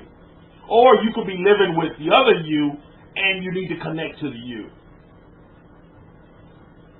This day, listening on the recording or listening live, you need to understand that there's two yous. The War of Art, this book that I'm reading, talks about this a lot. It talks about there's the you, the life that you're living now, and then there's the other you, the unlived life. And I heard a man this week talking about this. He was like, man, you see, you don't want to go through life not doing everything that you wanted to do. He said, because you'll find yourself when you're on your deathbed and you're looking at your toes, laying in bed and you're looking at your toes, and you know the end of this earth is upon you. And then you realize as you look around you, as you're laying in this bed, that there's a lot of other yous that are standing around you. These yous of the unfulfilled or the unlived life and the potential that you did have. And that comes in the form of Rabbi Zakari, the woulda, coulda, shouldas. You know, oh, I should have done this. I wish I woulda did this. And he talked about this, and I thought it's very, very instructional. Very, very instructional. Because he talked about all the other people, the other yous that are around you at the time of your death, that were never fulfilled or that were never brought to life, and that you die with those other yous, or that the life that was unlived because you never took action and you never did, and you always wish you could do, Now, I know some of you may have already sent this link in, because I remember seeing this a while back. But how many of you seen that link on YouTube? How many of you know about Denzel Washington? You know if Denzel Washington heard of? Well, he's got a link on YouTube. He's got where he talked to a university of graduating students. How many of you heard that speech? Oh, man. I would encourage you to Google that today and listen to his speech. It's about a 10-minute speech that he gave to some graduating college students. And he talked about not having a plan B. And he talked about no such thing as failure. And he talked about when you fall forward. You don't fall back. Oh, my goodness. I want you all to get that speech and listen to it at least twice a day. It's so energizing. A Torah heard says very powerful. It's very powerful indeed. Powerful. But it's a motivating factor that will infuse you and empower you with the energy that you need so you can deal with the other you. Because the other you is going to come in and tell you that you are worthless. You can't do nothing. You're not going to be nothing. And come up with all kind of excuses on why you can't succeed. And most of the time, the other you is just dealing with emotions, like we're going to see in this parsha. And emotions will tear you up if you allow them to. And that brings me right into my quotes for the day. First quote of the day, listen to this one. This is an awesome one. Listen to this one. Very powerful. Things do not happen. Things do not happen. Things are made to happen. Wow, listen to this. I got to read this one again so it can soak in. Meditate on this one. Things do not happen. Things are made to happen. How many of you understand that? Isn't that heavy? Things do not happen. Things are made to happen. Who's in control here? You or the other you? Things do not happen. Things are made to happen. Excuse me. How many of you realize, you come to the realization that everything that happened in your life was, finally you come to that realization, it was maybe it was a revelation moment in your life to where you realize everything that happened was because I caused it to happen. Everything in my life happened because I caused it to happen. Listen to this quote again. Things do not happen. Things are made to happen. Isn't that heavy? That's ownership right there. That's individual ownership. But too many times, many people, the other you want to pass the buck. Oh, the white man did it. Oh, slavery caused it. Oh, it's because of the color of my skin. You understand? The other you. You see what I mean? Or it may be you that's saying that right now, and you need to connect with the other you that's going to tell you this. Things do not happen. Things are made to happen. How many of you understand that you're a creator? You make things happen. I remember in the military, they used to always tell me, make it happen. How many of you heard that before, that phrase? Make it happen. Make it happen. Things, you make things happen. Make it happen. Things just don't happen. they just don't happen in your life. Stop believing that. That may be you or the other you telling. Whichever one of your yous is telling you, stop it. Because you need to take ownership and realize that things are made to happen. Oh, wait a minute. I made that happen. I caused that. I am the root of the problem, of the situation. Realization will lead you to a lot of success in life when you realize that you've done things wrong. For those of you who may be traveling, you know, you're going to see family members, because I know a lot of our family are. I wish you safe travels as you go about your way to bring merriment and peace and love and joy to humanity. More importantly, to your families. Safe travels for all of you. Safe travels and safe returns. Give thanks. Things do not happen. Things are made to happen. Now the question is, what do you want to make happen in your life? What do you want to make happen? That's why we do affirmations. That's why we do visualization. That's why we do our charting, journaling. That's why we have the vision board. Because we're going to make it happen. Let that be your slogan for 2020. Make it happen. Whatever you want, make it happen. Don't just see too many times, and we wasted so many years just letting things happen. I mean, you know what I'm talking about. Well, whatever it's going to be, it's going to be, it's going to be, it's going to be. Let it happen. I'm just going to live my life. No, you need to come to the realization that you can make things happen the way you want them to happen. Nobody can tell you anything. And sometimes that nobody is the other you. It's your biggest stumbling block.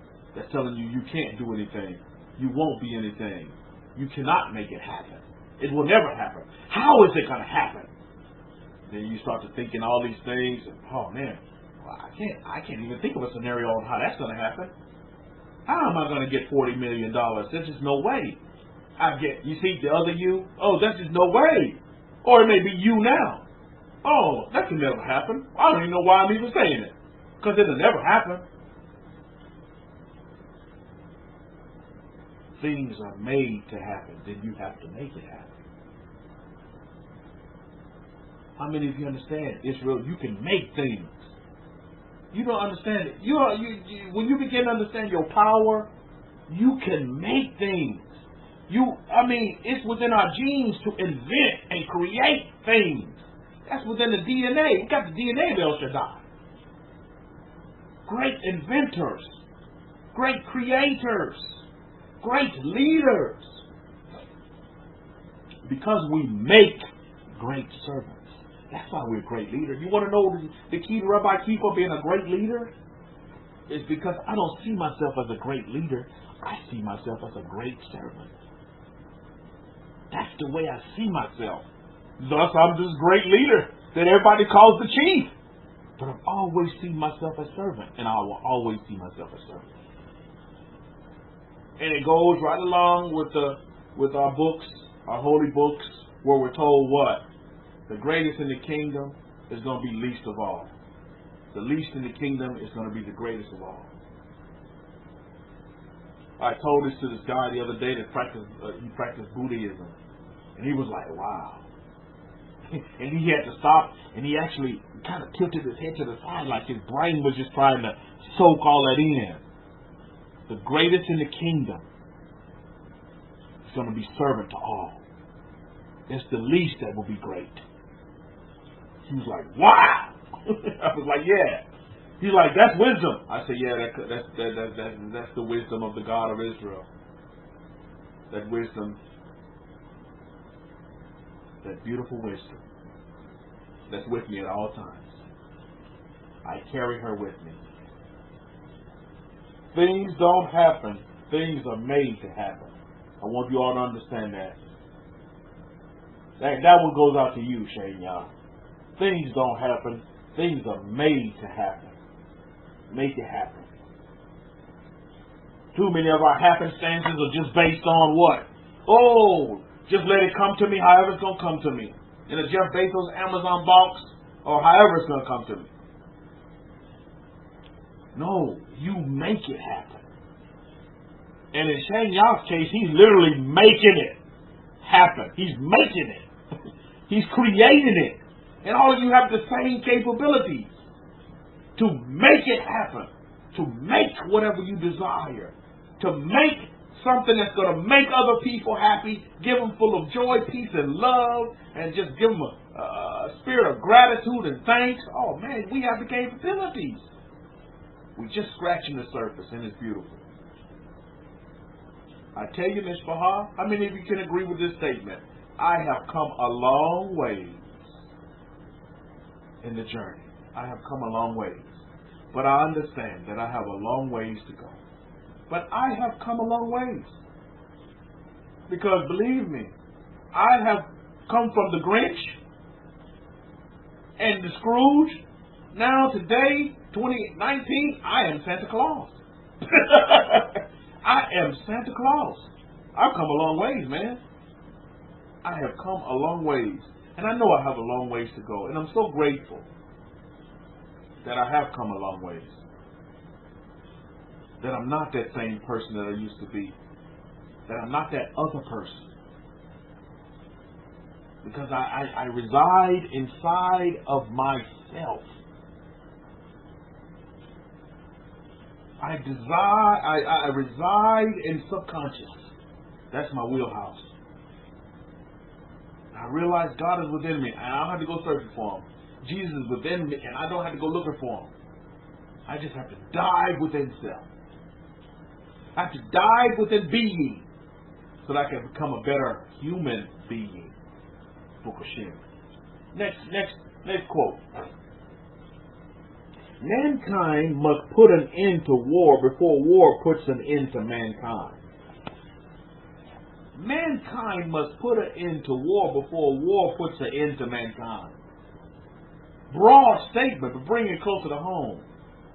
A man or a woman must put an end to hate before hate puts an end to that man or woman. Let's bring it closer to the wheelhouse. Now, in the spirit of the presidential debates and election time coming up in 2020, these quotes right here came from none other than John Kennedy, who was our 35th president, by the way, an American statesman. Thank you, John Kennedy, for your words. We invoke your words this day. Your words carry on. So that's who these two quotes came from. But that last one is going to bring us right into and steer us right into our parsha. Matter of fact, both of these quotes are: mankind must put an end to war before war puts an end to mankind. You see, which person do you want to be? The other person that's always, wanting to debate, always wanting to fight? Or are you going to be you? You or the other person? And you want to squash this hatred and animosity towards one another. You see, Rabbi Zakar said, Steve Harvey said that it wasn't until he started to write his visions down that he became successful. Oh, super key. I got mentors now in the investment field, and they say the same. They do the same thing, and they love Jesus, but have no clue about the Torah. But they love Jesus, and they do the same thing. And then they write it down, and they write it down like they already had it. Like they already have it now. I was like, wow, I see why you're successful and a millionaire. I see why you made $1 million in the currency market and in the stock market as well. I see why. Because you already have it. You have the mindset that you already had it. And just like Denzel said, when you fall down, you fall forward. Because you fall forward because you're trying. You don't fall backwards. Boy, I tell you, powerful, powerful, powerful statements that Denzel gave those students that had graduated from college. He's going on to live their life. Powerful. But these things are so vital and so important. Now let's take what we just said and open up our Torah. Let's look at Genesis chapter 37, verse 1. Now Yaakov dwelt in the land where his father was a stranger. Didn't we just talk about that? In the land of Canaan. This same land that we inherited. Matter of fact, correct me if I'm wrong, but our books tell us that the Canaanites were kicked out. Am I right? Eventually, the Canaanites were kicked out of this land that we're a stranger in. Ooh, think about that for a minute. The Canaanites amongst some other clans, some other families as well, right? They were kicked out.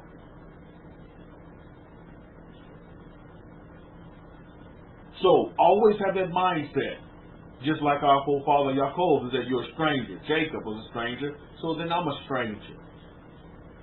You see, we can't go into these lands where we've been dispersed and want to institute Torah as the governmental law. You see? Why? It's because these governments already have laws, right, Oliver? France, they already have their laws in place. People may not like the laws, but these laws have already been established. So the people going to rise up and they want the laws changed. That's going to be more just, right, and fair and be more beneficial. But last time I checked, France does not have the law of the Torah of Moses as the foundation. Neither does America. Neither does the UK. You understand where I'm going with this? So, understand that you are a stranger. Yes, you have to obey the laws. Indeed you do. Obey the laws. You'll do yourself a great service. Can't be a light to the nations, disobey the laws of the nations, where the Most Highest, the Creator of all things, has dispersed you and put you into these lands. What example of the Torah are you giving? We go into these lands and we're to stay neutral. Stay neutral. They say, well, how are you voting? What party? I'm part of the Almighty Dollar Party. Is that a party? What are you talking about? It's only Republican, Democrats. I said, no, I'm a part of the Almighty Dollar Party, the Green Party, the Greenback Party. That's my party. Oh, so the Bible says you're not to love money. The Bible says you may not love money, but I like it a lot. That's what I tell them. There's another money does good things for a lot of good people, for a lot of great people. He said the love of money. I don't love money. I have a great relationship with money. We have a friendship that will last forever. It's a friendship. I'm not in love with money. But I sure do like it a lot. How many of you are in agreement with me? Sure do like it a lot. It sure does help me do great things for many people. And we'll continue to help my children and my children's children do great things for many people on many different levels. Baruch Hashem. So we're strangers in these lands. Always understand that. Sometimes we can forget, and before you know it, we're judging these lands on a Torah law standard. And that's totally wrong. Been there, done that. That is not going to get you favoritism within these nations. They're going to reject you, and they may even hate you. Goes back to that quote. Things don't just happen. Things are made to happen. Well, what did I make to happen? Going in there judging other people. Now all of a sudden people hate me, they don't like me, they detest me. You see? This is a question that you need to ask yourself on Shabbat and during your 6 days of labor. Is what am I making happen? Before you take any action, before you open your mouth and make that statement, realize, ask yourself this. Go into your being and say, when I say this, what am I making happen? When I take this action, what am I making happen? Wow. That'll really help you. That'll be a great tool for you to use. Super tool for you to use. Oh, Simha don't have sound? Anybody tell Simha if I can be heard? Maybe Simha need to reboot. But that's going to be important going forward. Is that you ask yourself, to for your responses, by the way. What am I making happen? Now, a lot of things going on in this parsha in the family of Jacob. Now let's get into it. We were at Genesis chapter 37 verse 1. Again, we read from the Abrahamic-Faith Bible. If you don't have this Bible, you listen via YouTube, please add it to your collection.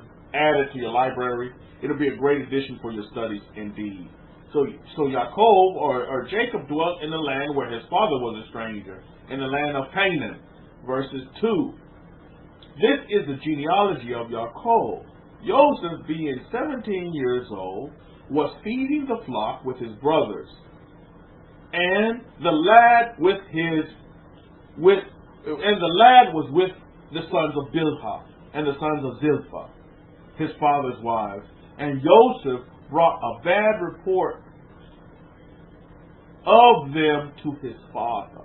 Let's stop right there. Remember we talked about the other you. You or the other you. You. Now, if I ask you this question going forward, before we continue, if I ask you this question, what is your other name? What would be your response? What is your other name? What would be your response? Does anybody have another name? You know, you're descendants of the Hebrews. Hebrews always have many, many, many names. What, if I ask you, what is your other name? What would you say? Anybody have another name? What is your other name? Anybody have another name? Anybody want to take your other name? It could be, I don't know, you know, my Gentile name on my birth certificate is Cecil Lamont Clovis. That's my name, but my other name is Kefa. You see, my other name. So if I ask you, what is your other name? Do you have one? Anybody? Anybody want to, you know, not feel shy, not to put it out there? And if you don't have one name, that's okay. Atara, Camilla. Okay, Chadasha, that line princess. Chadasha, that Atara. You say, what is your other name? So you all have Adelia. Okay, what is your other name? That's going to be important going forward, because how many of you know Yaakov? We're going to read it right now, but in our books, in our holy books, Yaakov had many names. Am I correct? But the Torah, I don't know if you all seen it in this part in our holy books. He begins to they talk about him in different names. That's why I said the other name. Okay, so now we see that now again, when we look at emotions, let's put an imaginary list together of emotions.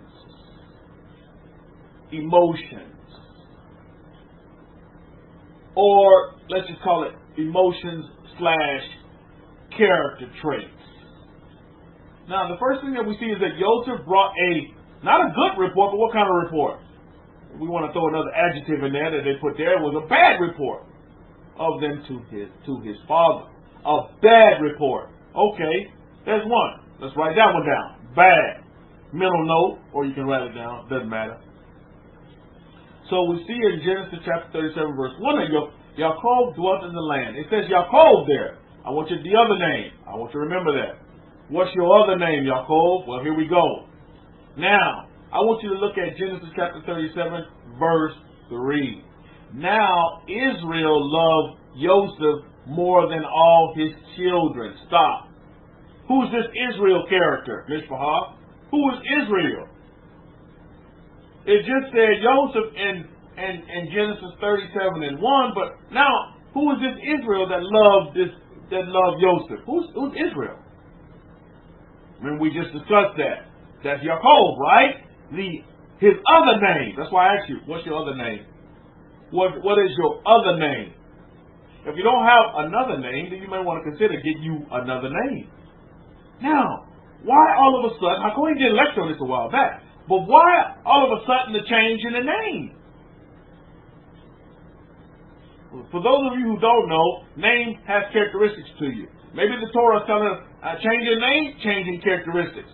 I want you all to pick up on that. Change your name, changing characteristics. So all of a sudden, Joseph gives a bad report to his father. Now in Genesis chapter 37, verse 3, now Israel loved Joseph more than all his children. Next emotion is what?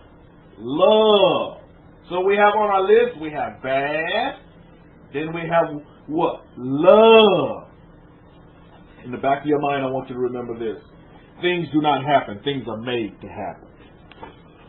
So we have bad. We have love on our list. Now, all of a sudden, we have Jacob's name changing to Israel. The Torah is changing his name. Remember, changing name, changing characteristics. Changing name, changing characteristics. How many of you know name is very important? How many of you realize that you want to give yourself a positive name? You don't want to connect yourself with a negative name. Name has power. Name is so very important because in a name is characteristics. A name carries characteristics. Pick up on that, Mishpahah. A name carries characteristics. I was so studying this as the birth of my son was coming close. I wanted to make sure I gave him proper name, and I've been studying it for many years, by the way. And do you know, I made a vow. I made a vow with God. I told God, I said, you know, Most High, if you give me a son, I'm going to name his name Nachshon. This was maybe 3 years ago. I said, you know, you give me a son, I'm going to name, his name will be Nachshon. And I didn't waver from his part. The Most Highest didn't waver from his side either. But name is so very important. Name carries characteristics. I can guarantee you there's probably not nobody in San Antonio name is Nachshon. Probably not. That's a very unique name. So if you don't have a second name for yourself, or even a third or fourth name for yourself, I would encourage you to select it with very cautiously. Put a lot of effort into it. Study. Because the name will become the character, because the name carries the character. So the individual that takes on the name will thus take on the characteristics of the name. How many of you are with me? I want you all to understand that. That's very, very important. Vital. How many of you remember as children? You on the playground, maybe you get a little scuffle, and children, first thing they come up to you and say, well, why are you guys fighting? It's because he called me a name. How many of you know what I'm talking about? It's because he called me this name, and then before you know it, fisticuffs. Name is very, very important. I can remember that. I always get in fights. So, man, he called me this name. That's not my name. I don't like that name that you called me. How many of you have been there one time or another? You didn't like the name that somebody called you. That was not cool. Maybe it didn't get the fisticuffs, but it really hurt you. And I guess that's why they came up with that little slogan. What's that slogan? Sticks and stones may break my bones, but names will never hurt me. How many of you realize that that's a falsehood? How many of you have been broken down by, or just abused mentally by name calling? That happens. I see that. I see that happen. To the point where some folks even get suicidal. Because, what do they call it today? They call that bullying. That's the name, yeah, in school they're calling it bullying now. Well, they're using it, and you're not putting hands on them like in the old days. You thought bullying was just about, you may be stringing up a dude or beating them up or stuff like this, and, you stringing them up and using them as a punching bag. No, this is physical, this is mental and word abuse. Well, they could just even be using social media and texting all this negative stuff, and folks, children run off and kill themselves behind that. Because those names, what? Those names did hurt them. Names. So when we go back to our parsha here, why, pray tell, in Genesis chapter 37, verses 3, now Israel loved Joseph more than all the children, because he was a wise son to him, and he made him a tunic of fine white linen. Single him out. Now, that emotion, love. First we have hate, then we have love. No, first we have bad, then we have love. The love factor. It says now Israel. So do you see the change in character? Yaakov was talking about Yaakov's generations in Genesis 47, 1 and 2. It was Yaakov's name there. Talking about his generations. Talking about where Yaakov dwelled. Now all of a sudden Israel comes in. So there's a change in character here. I want you all to see this. Torah's trying to teach us something. It's real subtle here, but it's trying to teach us something. Many folks read this and they gloss over the point that Jacob's name was changed to Israel here. There's a reason why Torah's doing this here. What is Torah trying to tell us about loving? Too much loving. Think about what Torah's trying to tell us here. Too much loving can cause what? Can cause us a character change. How many of you have been there, done that? Torah's telling you something that you already Been there and done that. You experience it in this area. Oh, you give somebody too much love, and you realize that you change your character, and you do things for love that you thought you'd never do. How many of you been there, done that? Oh, you say, oh, I never get. Oh, but I loved her, Rabbi. Then on the flip end, on the backside, you, oh, wow, you know, Rabbi, they say love is blind, and you do some crazy, foolish things under the confines and under the umbrella of love. Anybody in this room been guilty of doing that at one time or another? Done some foolish things. You broke some of your own rules because of so-called love. I know I did. I'll give you an example. I guess all you guys just have great relationships. I'll give you a great example. I had these rules, man. I had this book. And I always said I was not going to marry any woman that had children. That was one of my rules, man. Do not marry a woman with any children. So I'm young, in my 20s and 30s, still not married. And I'm like, man, that was one of my rules. I'm not going to get with a woman with no children. Before you know it, I ran into this woman, fell in love with her, and guess what? She had 2 children. So I broke my rule, and we got married. Do you see what I mean? See, sometimes you get clouded. You can get clouded. And before you know it, all the rules are out the window. Been there, done that. Abu said, yep, I know exactly what you're talking about. So I'm just giving you an example of my personal life. How, sometimes love will cloud you, and love will make you do things that you never thought you would do because you quote unquote love. And what Torah's trying to teach us is that if you got to be on guard against love. There's nothing wrong with loving, but too much love. And then listen, you have other children, and then when you're showing too much love to other children, what happens then? Well, let's continue reading on.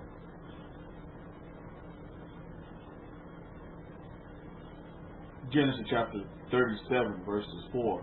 And when his brothers saw that their father loved him more than all his brothers, they hated him. Oh, there we go. There's hate. Add that to our list, our chart. So we have what? So we have bad, we have love, and we have hate. Do you see it? These emotions. Running away with me. What is just imagination? These are emotions running away. Who sings that song, Torah? It's just my imagination. Well, it's just my emotions running away with me, causing me to do bad report, causing me to love too much, and causing me to give too much hate. Genesis chapter 37, verses 4. And when his brothers saw that their father loved him more than all his brothers, they hated him and could not speak peacefully to him. Now, put peace on the list. Not speak peacefully. Do you see it? So you see how all these emotions... Now, listen, when we go back to what we're dealing with on our topic here, the other you have to be careful, or it could be you right now, depending on where you're dwelling right now. Are you dwelling with you, or are you dwelling with the other you? Then you have these bad reports. May not be giving them out to other people. You may be giving bad reports about yourself. That you love something you love something too much that is detrimental to your way of living. And let me throw this in there real quick. It could even be the Torah. That you love the Torah too much that it's detrimental to you even following the way. That's how I was. We talked about overzealousness. Remember I gave you the examples? Oh, I love the laws of Moses so much, Rabbi Zachariah. What did I do? That I went and I put down and I shamed my ex-wife. I shamed those children. Throwing their Christmas tree in the trash and all that mumbo-jumbo. Telling my sister who loves Jesus that Jesus is not even his name and blah, blah. Do you see? I was loving the Torah too much. You see? I want you all to understand something this day. Torah, I'm going to make this statement. You might think I'm whatever, but it doesn't matter. Torah don't want you to love Torah. I said it. Torah don't want you to love Torah. What does Torah want you to do?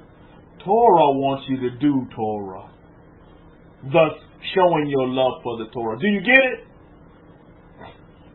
How many of you get what I just said? Torah don't want you to love Torah. I don't mean to say, oh, Rabbi, I love the Torah.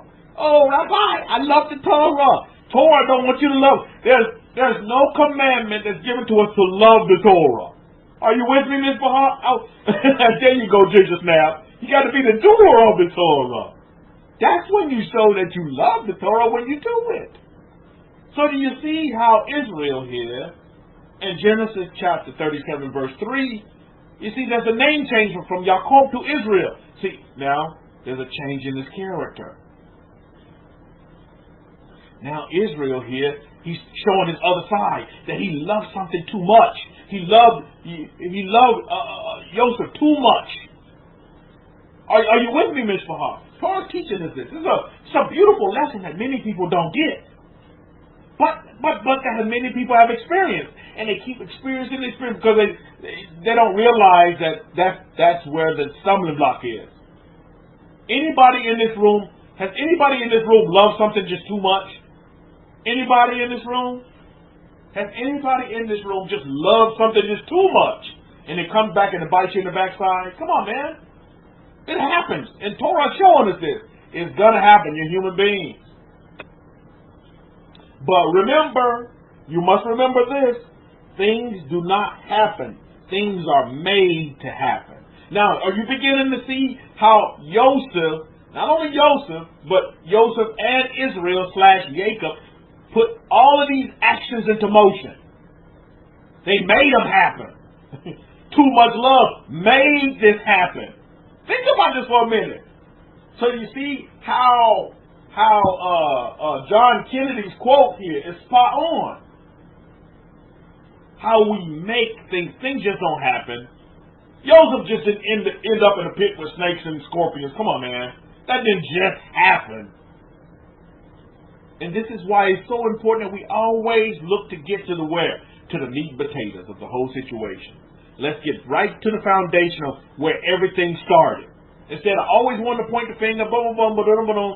See, the other person or the other you will always want to condemn other folks instead of looking within and realize, well, how did I make this situation happen? How did I do it? Because things just don't happen. Things are made to happen. How did I make this situation come about? For the positive or for the negative, you see? And then how can I learn from this? You see? So now in Genesis chapter 37, verse 4, we see that the brothers saw that the father had more love, so they began to what? Hate the brother. And then shalom, they couldn't speak no shalom, could be no peace. So we see a negative for the shalom. It could be no, just like we're told in the Torah, could not speak peaceably to him, could not speak peaceably. So they're going to speak to him in hatred.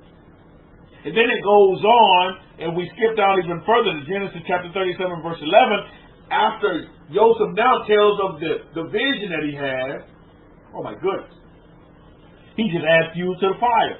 Genesis chapter 37, verse 11, then his brothers envied him. Here it goes. Now envy is thrown to our list. First we have bad, we have more love more, then we have hate. Then we have not speaking peaceably, and then we have brothers that are envying. Do you see? Do you see this big pot of gumbo that we're mixing up here? Do you see it? Simba said, names are words, and words carry energy that shape characters, actions. Right? Absolutely right. You're spot on, Simha. You may have experienced it with people around you. You see it. Night and day, you see this. You can see it. Start looking at the astrological charts and the name, and you can put 2 and 2 together and get 4 very easy. Because Israel is good with numbers. We understand numbers have powerful meaning. Numbers speak to us. So this is why it's very, very important, Mishpahah. Very, very important. When we look at the rest of the story in our history, all of these things happen. What I just described to you today was the root cause. And it all started right here in Genesis chapter 37. And then all these other events that happen, event after event after event. Root cause. Brothers envying. Man, my goodness, put in a bad situation. But again, what the Torah teaches as well, as we read through the stories, and like I know all of you have, you read through the Torah Parsha up and down many times, every year, that even in the bad can be turned to the good, right? Even though somebody meant something for bad or for evil or for just out of animosity or just envy, it can be taken and turned to the good. So what may be seen as bad was actually a good thing to get me to the point to where I am. Just like Joseph went on to explain to his brothers later. Listen, if you guys wouldn't have done all that, then I wouldn't be where I am today in this high position. To do great things and to save the world. Not only my family, but to save the world. And to put my family on the map.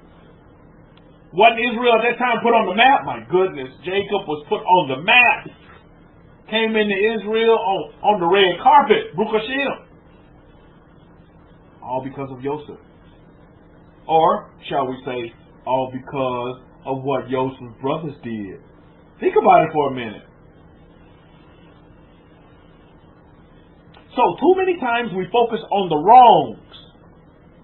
But in the wrongs can be right. And Devorah, this goes back to your question in the very beginning of the lecture today.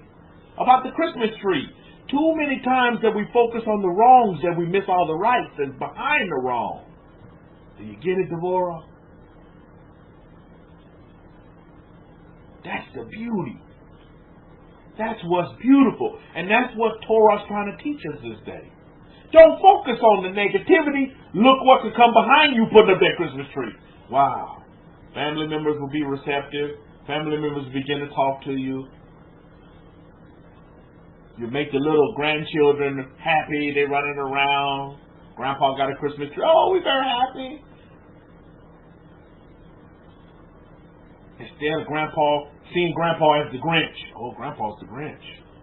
Oh, he don't put up Christmas. He's just like the Grinch. You watch the movie, the Grinch stole our Christmas tree. Grandpa tried to steal our Christmas. Trying to steal our Jesus. Ooh-wee.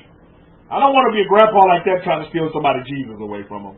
I wouldn't want nobody to steal my Jesus. So why I'm trying to take somebody else's Jesus?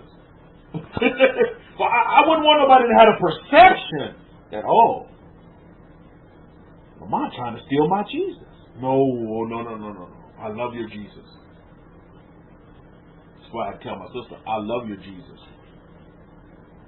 Your Jesus is my Messiah. I love him. I'm sorry if I offended you, because that was not my intention. I was acting out of character. Yeah, because I'm super Hebrew with a big H on my chest, man. And everybody has to follow the laws of the Torah of Moses, or you're going to get struck down and go to hell, or blah, blah, blah. All that mumbo jumbo. That's what I thought. I was ignorant. Now I understand that those words and that understanding cannot make $1 out of 15 cents. Totally wrong. You with me this day, Mishpahah? So that's what I wanted to show you. We're going to wrap it up here. That's what I wanted to show you. But do you understand that things don't just happen? Things are made to happen. And if we carry these negative emotions around, you're going to make a lot of bad things happen in your life. That's what you're going to see a change in your character, just like you saw from from Jacob to Israel. You're going to love something more than anything in the whole world. What does our Rabbi teach us, our Kohen teach us? He said, hey, you got to stay neutral. Man, this would have been a great lecture for Israel, right? Right, Rabbi Zechariah? If he could have heard the Kohen, he'd say, hey, you need to stay neutral with all your children. Don't love one more than the other. At least don't display it like that. Right, Rabbi Zechariah? Wouldn't it have been a great lecture for Jacob to give? And then, you know what? If he'd have done that, that'd have staved off all this pit and all this other drama, correct? Think about this for a minute. That all would have just never even happened, man. Because they'd have been in such unity and such love for one another instead of hating him and envying him. Woo-wee! Are you getting it, Miss Fahad? This is beautiful. Not many people want to hear stuff like this. The Torah teaches us this kind of stuff. But nobody want to hear that. They want to keep their head in the clouds. Nope, I don't want to do that. I don't want to keep my head in the clouds. I want to know what's beneficial for my family today, right now, going forward. Now, what's going to be beneficial? What's going to continue to give me that, that kaleidoscope of just love and peace and happiness and joy. Not that problems not going to come up, but when problems come up, I can deal with them in a state of love, peace, happiness, and joy. Even though I may get angry, I want to mention this. I know some people, and maybe even you know some people. I have some mentors that when they get angry, my goodness, they perform the best. How many of you know what I'm talking about? You know people like that? It's like anger to them is like fuel for success. Oh, they done got angry, and then they just go 10 times harder at it. How many of you know people like that? They're like, oh, okay, yeah, and then they get success. I know people that are like that. See, so anger is not a bad trait, but if it's used in the wrong way. See, they use anger to fuel them to success. Ain't nothing wrong with that. Sometimes you got to get angry, right? That's what makes coaches great, is that they get their teams angry and they go out and they perform extra hard. Do superhuman things, and my goodness, they end up winning because they get that halftime speech. Coach is mad. He throwing a Gatorade bottle everywhere. And they come out, oh yeah, we fired up. We gonna go out here and we gonna annihilate them. And that's what they go out and do. I'm not telling you. And just like the Master Yeshua said, what did he say? He said, be angry, but sin not. Isn't that what he said, Devorah? Isn't that what he said, Devorah? He said, be angry, but sin not. Put up the Christmas tree, but sin not. You see where we're going with it? Isn't that beautiful? You see, because what happens after you do that is key. What's your motivation going into it is key. My motivation to be successful. Oh man, I got angry. I lost that trade the other day. So now I'm going to be even more focused, and I'm going to do extra analysis. When I take this next trade, I'm going to make tenfold. Do you see? That's that motivation and drive. Some people, anger does that. But for me, I tell you, you know what my wheelhouse is? I tell you, my characteristic is this, is that I'm like you, Rabbi Zakar. I like to say neutral. I lose a trade, I'm neutral. I win a trade, I'm neutral. I give thanks. Hey, and I keep it moving. And I rinse and repeat. You know what I'm saying? I don't go too far high. I don't get too far low. I stay neutral. That's the best place to be, if you ask me. But for some folks, that's not their characteristic. Some folks, they got to get to the points of festivity. And then they begin to perform and react beautifully. Do you see it? So that's what we mean when we talk about the other you. You or the other you. You see? And so what you want to do with the you that if you, and I know these things do pop up. Sometimes you do get bad reports, and you do give them to yourself. Sometimes you do love something more than you should, and you should tone it down and be neutral. At least not, especially when it comes to children. You don't want to show more affection towards one. That's just not right. You don't want them to perceive that either. Hatred, we talked about that one. And the key thing, envy, that's another one. Add that one to the list. That side of the you want to just totally annihilate and stay on either you or the other you side. But you always want to be able to speak peaceably. You always want to have your shalom about you. And not give the report that we told that the brothers gave in Genesis chapter 37, verse 4, to where you cannot speak peaceably to one another. That's just not right. And in this spirit of the Christmas season and the spirit of the New Year celebrations and merriment, we need to examine these things going forward. And go into and usher in this time in the Gentile season to where We're rolling with the you or the other you that's going to exemplify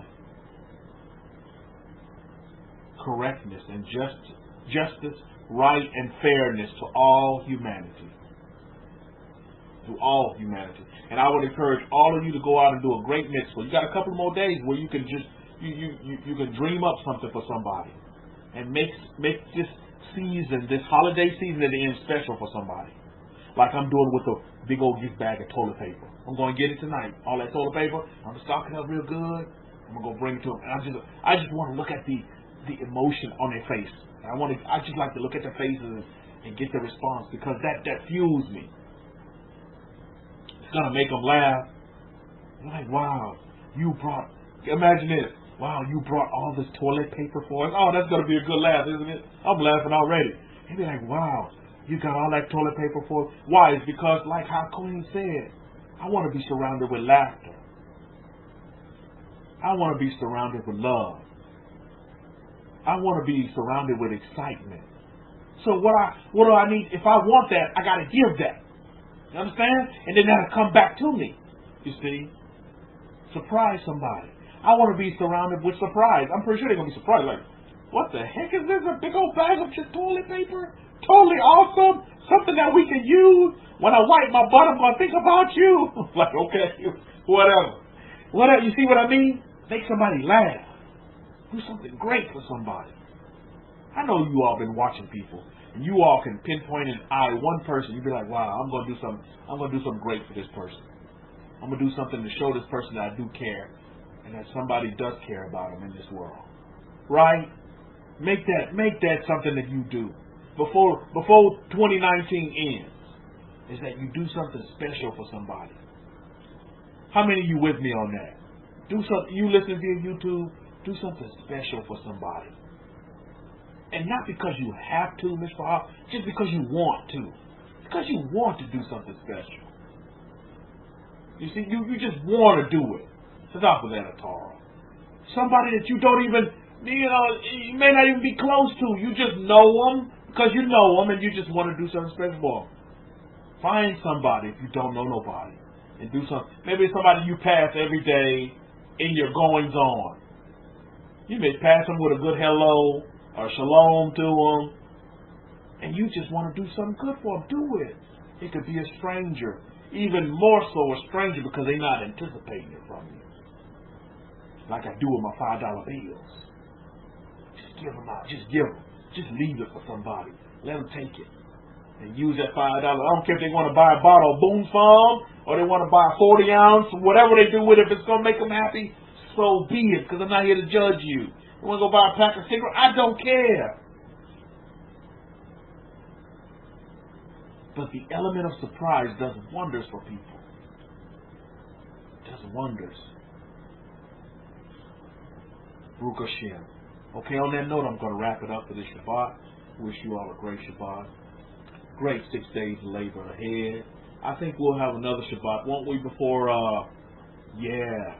we'll have one more Shabbat before the new year. Good, great.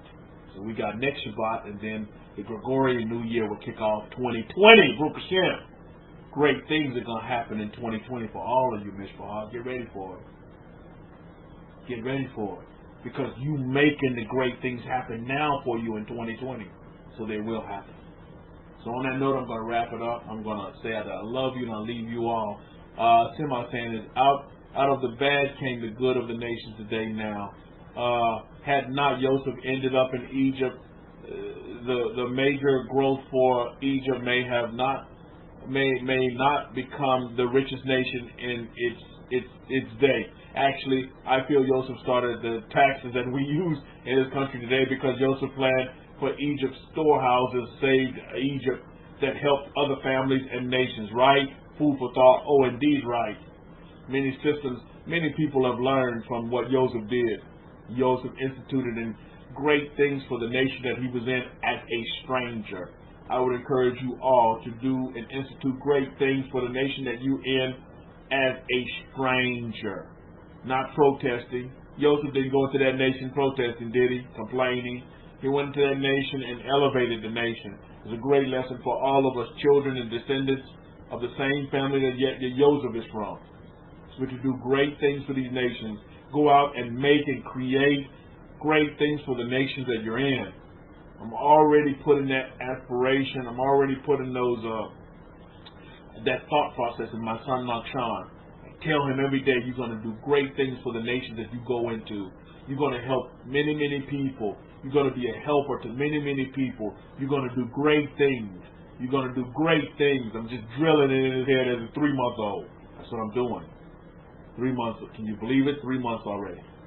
So I give thanks to the Creator of the heavens and the universes. Stop for that, Simon, because that's a very important point in our history, in our holy history, our holy books that many people don't understand. We're in these nations, not to be gimme, we're in these nations to give of our talents and abilities and to create and to make these nations happy, full of joy, full of peace, full of love. That's what we're here for during this festival of lights. I say happy Hanukkah to all of you. And those of you who are celebrating and follow the Hanukkah calendar, I say I hope you all had my desire is that you all had a happy Hanukkah as well. So on that note, I'll wrap it up. I'll say Shabbat Shalom and Shalom Shalom to all of you, Mishpah. Enjoy your 6 days of labor ahead. Vive la France, Oliver. And believe me, France is in my aspirations as well. It's my desire that the people of France, get what they need to be happy, full of joy, peace, and love, and what's just and right and fair for the French people. Because a nation is no nation if they don't take care of the people, especially if they don't take care of the least of their people. Then they're not a productive nation, and that's being borne out. So be it. So be strong and be strengthened, all of you, Mishpah, and those of you listening via YouTube as well. Shabbat Shalom and Shalom Shalom. Rabbi Kefa.